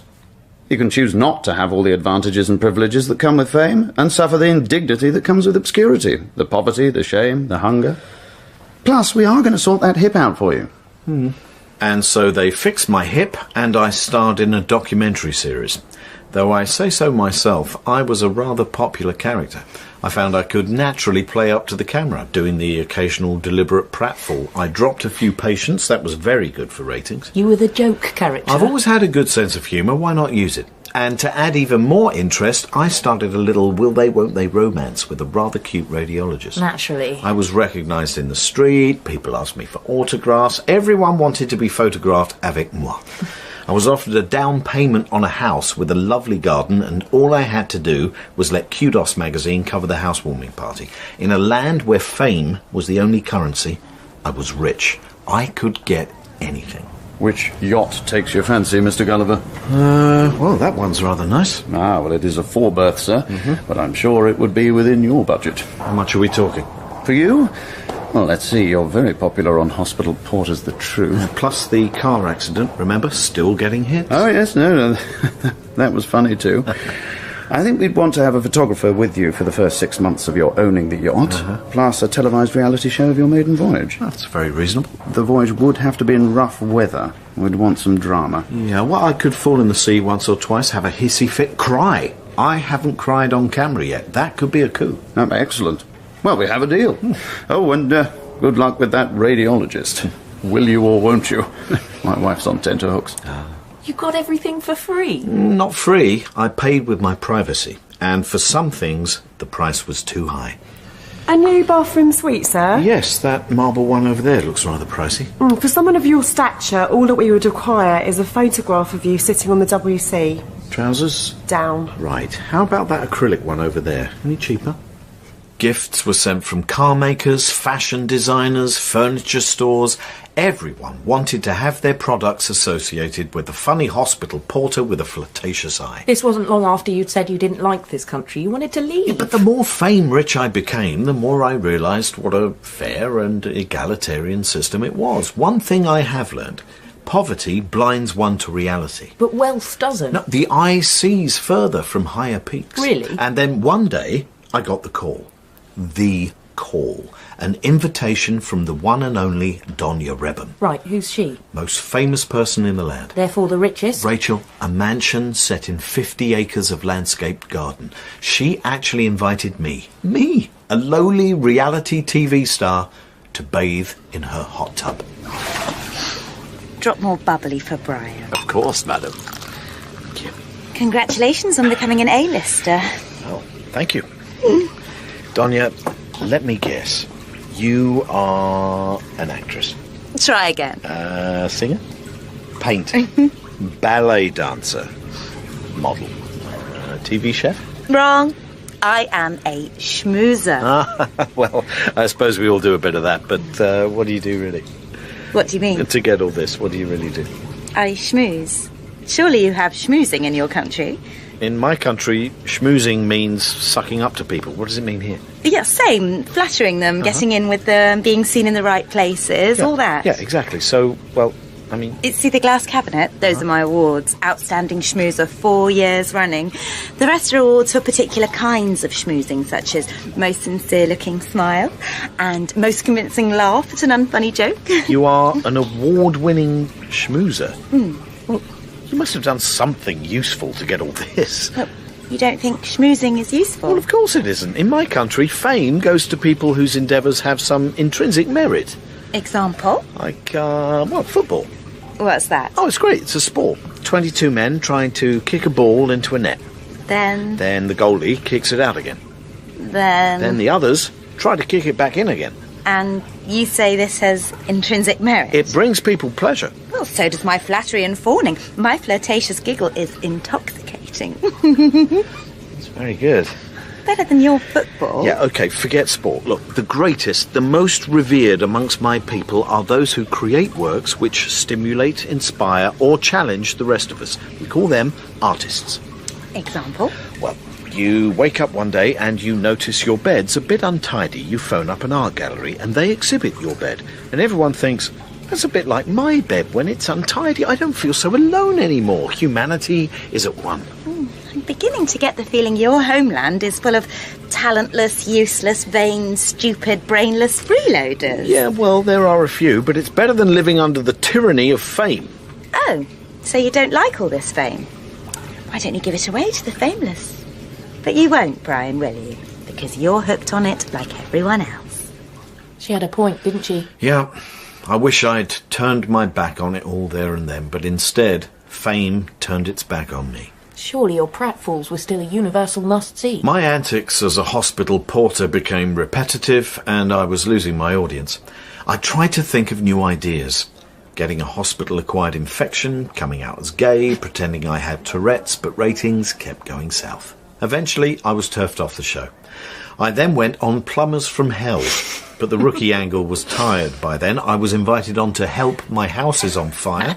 I was a cowardly fireman, but again, they'd seen it all before. And finally, Life Stinks, about a disparate group of sewage workers. I was completely upstaged by one of my colleagues who kept falling in the muck just to get attention. He stole your act. Totally. So, I lowered my sights, girded my loins, and tried the game show circuit. Welcome to the show. Everyone is talking about whose second toe is biggest in proportion to their big toe. Now, first contestant is Brian Gulliver. Remember Brian from Hospital Porters from Hell? Well, some of you do, yes. Tell us, Brian, what would you do with the winnings? With the fame I get, I could help my friend get the heart operation he needs. And with the rest of my fame, I'm going to help the fameless and those living without red carpets or canapes. OK, Brian, you have a 22% margin to beat. Let's check out those feet. And... oh, your second toe is only 2 millimeters smaller than the big toe. I'm willing to stretch it with surgery. I'm sorry, Brian, it's time to let you go. Can I sleep with your wife and sell my story to the papers? She's already sleeping with 3 other contestants, and so it wouldn't be news. Oh, God. But you do not go home empty-handed. We're giving you a chance to tell your story about how depressed you are at losing and how it nearly destroyed you. It could be all over the front pages tomorrow. And so I told my story to the papers, but it wasn't long before the public tired of it. I needed the public gaze, Rachel, so like many famous people in Jampoa, instead of waiting for a TV company to cast me, I had cameras fitted to every room, all linked to the internet. What were you doing? Pratfalls? Measuring your toes? No, just living my day-to-day life. Rachel, I learnt that every human deed, deliberate or accidental, private or public, good or evil, banal or bizarre, without exception, can be used as a form of entertainment. Everything is entertaining. Except for most of what's on the telly. I could see how many people were watching me online at any time. The more people watching, the better I felt. Exposure, exposure, exposure. I couldn't get enough. I wanted more. But there were still parts of me that no one could see. I'm not sure I want to hear. My mind, Rachel. No one could see into my mind. No one could see my thoughts. Let me guess, you started a blog. Exactly. Just writing any old rubbish that came into my head. I signed up to a network called Twitface. Some of my witty comments I can still remember, such as, how on earth do they grow seedless grapes? Do you get it? Yeah, I get it. Yeah, but people became bored with my bon mot. My followers deserted me. My fame account withered. I'd barely enough kudos for a round of drinks. I needed to do something, anything, to get me back in the public eye. I had to swallow my pride. I enrolled at ARSA, the Academy of the Schmoozing Arts. The activity you scorned as pointless. When a man can't afford a decent whiskey, he will resort to desperate measures. Now then, today's lecture is for anyone on the fawning course who wishes to specialise in flattery before going on to applied toadying. Now, let's begin with the anecdote. I'm sure we all know how to tell a good story, but one of the essential tools in the schmoozer's toolbox is how to listen to one. You'll be mixing with celebrities, all keen to tell you their stories. But when do you smile? When do you raise a curious eyebrow? When do you nod your head or shake it in disbelief? And most crucially of all, when do you laugh? Now, any questions? Yes. In my time, I've listened to a lot of very boring stories from very boring actors. When can one deploy the nasal yawn? Oh, well, the nasal or stealth yawn is really for the advanced course. It takes a great deal of skill to avoid detection. Now, up on your feet, everyone. Let's do some role play. I want to pretend you're at a film premiere. You're stuck by the buffet with the third assistant director. How did you do? Oh, it was challenging.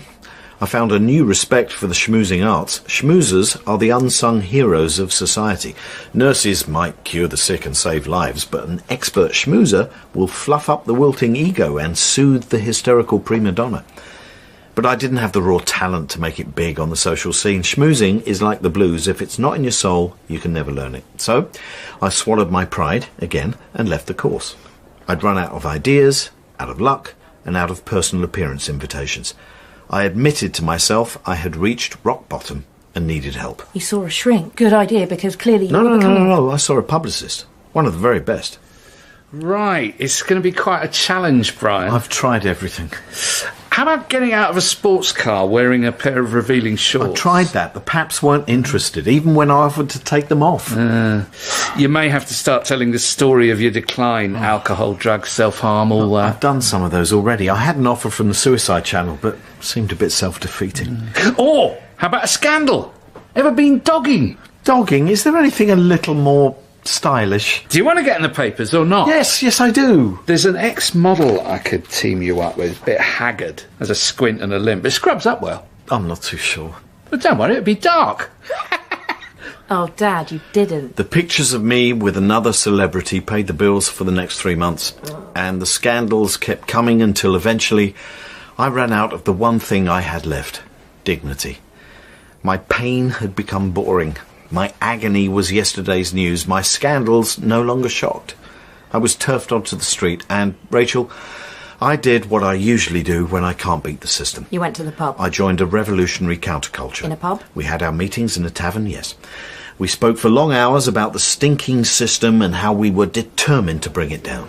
Let's overthrow the famocracy. Redistribute the means of celebrity. The red carpet revolution starts here. Yeah. Brian? Let's have a society built not on fame, but fairness. Yes. If people come round with cameras, let's stick flowers in their lenses. Yes. And we could have sit-ins and marches. We need a slogan. How about give money a chance? Nice idea, but there's something a little unprotesty about it. Yeah.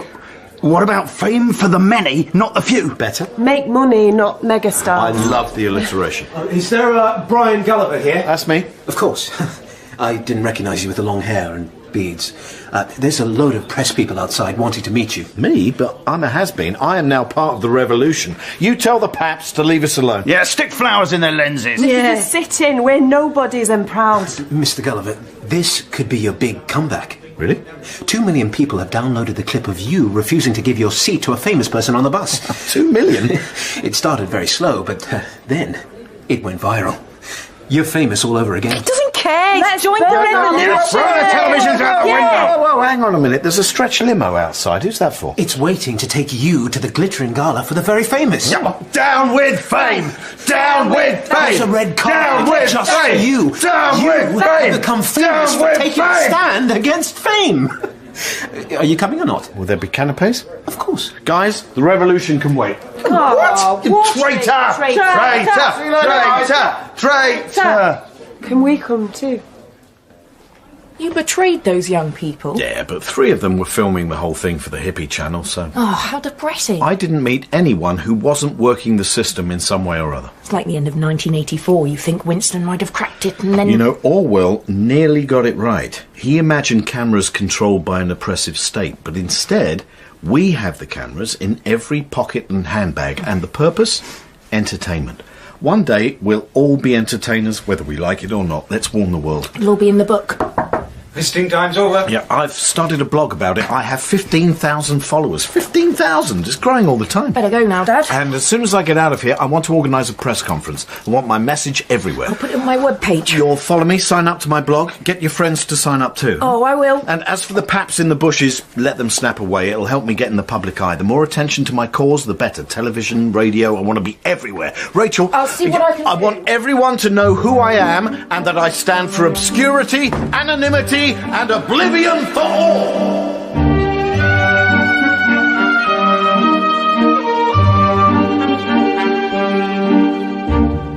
Brian Gulliver's Travels was written by Bill Dare. Brian was played by Neil Pearson.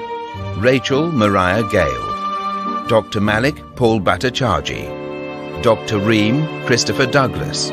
Steen, Dave Lamb. Dami, John Nicholson. Hajia, Catherine Shepherd. Donya, Margaret Caborn-Smith. Other parts were played by Sam Dale, Nyasha Hatendi and Brian Bowles. The producer was Stephen Canny.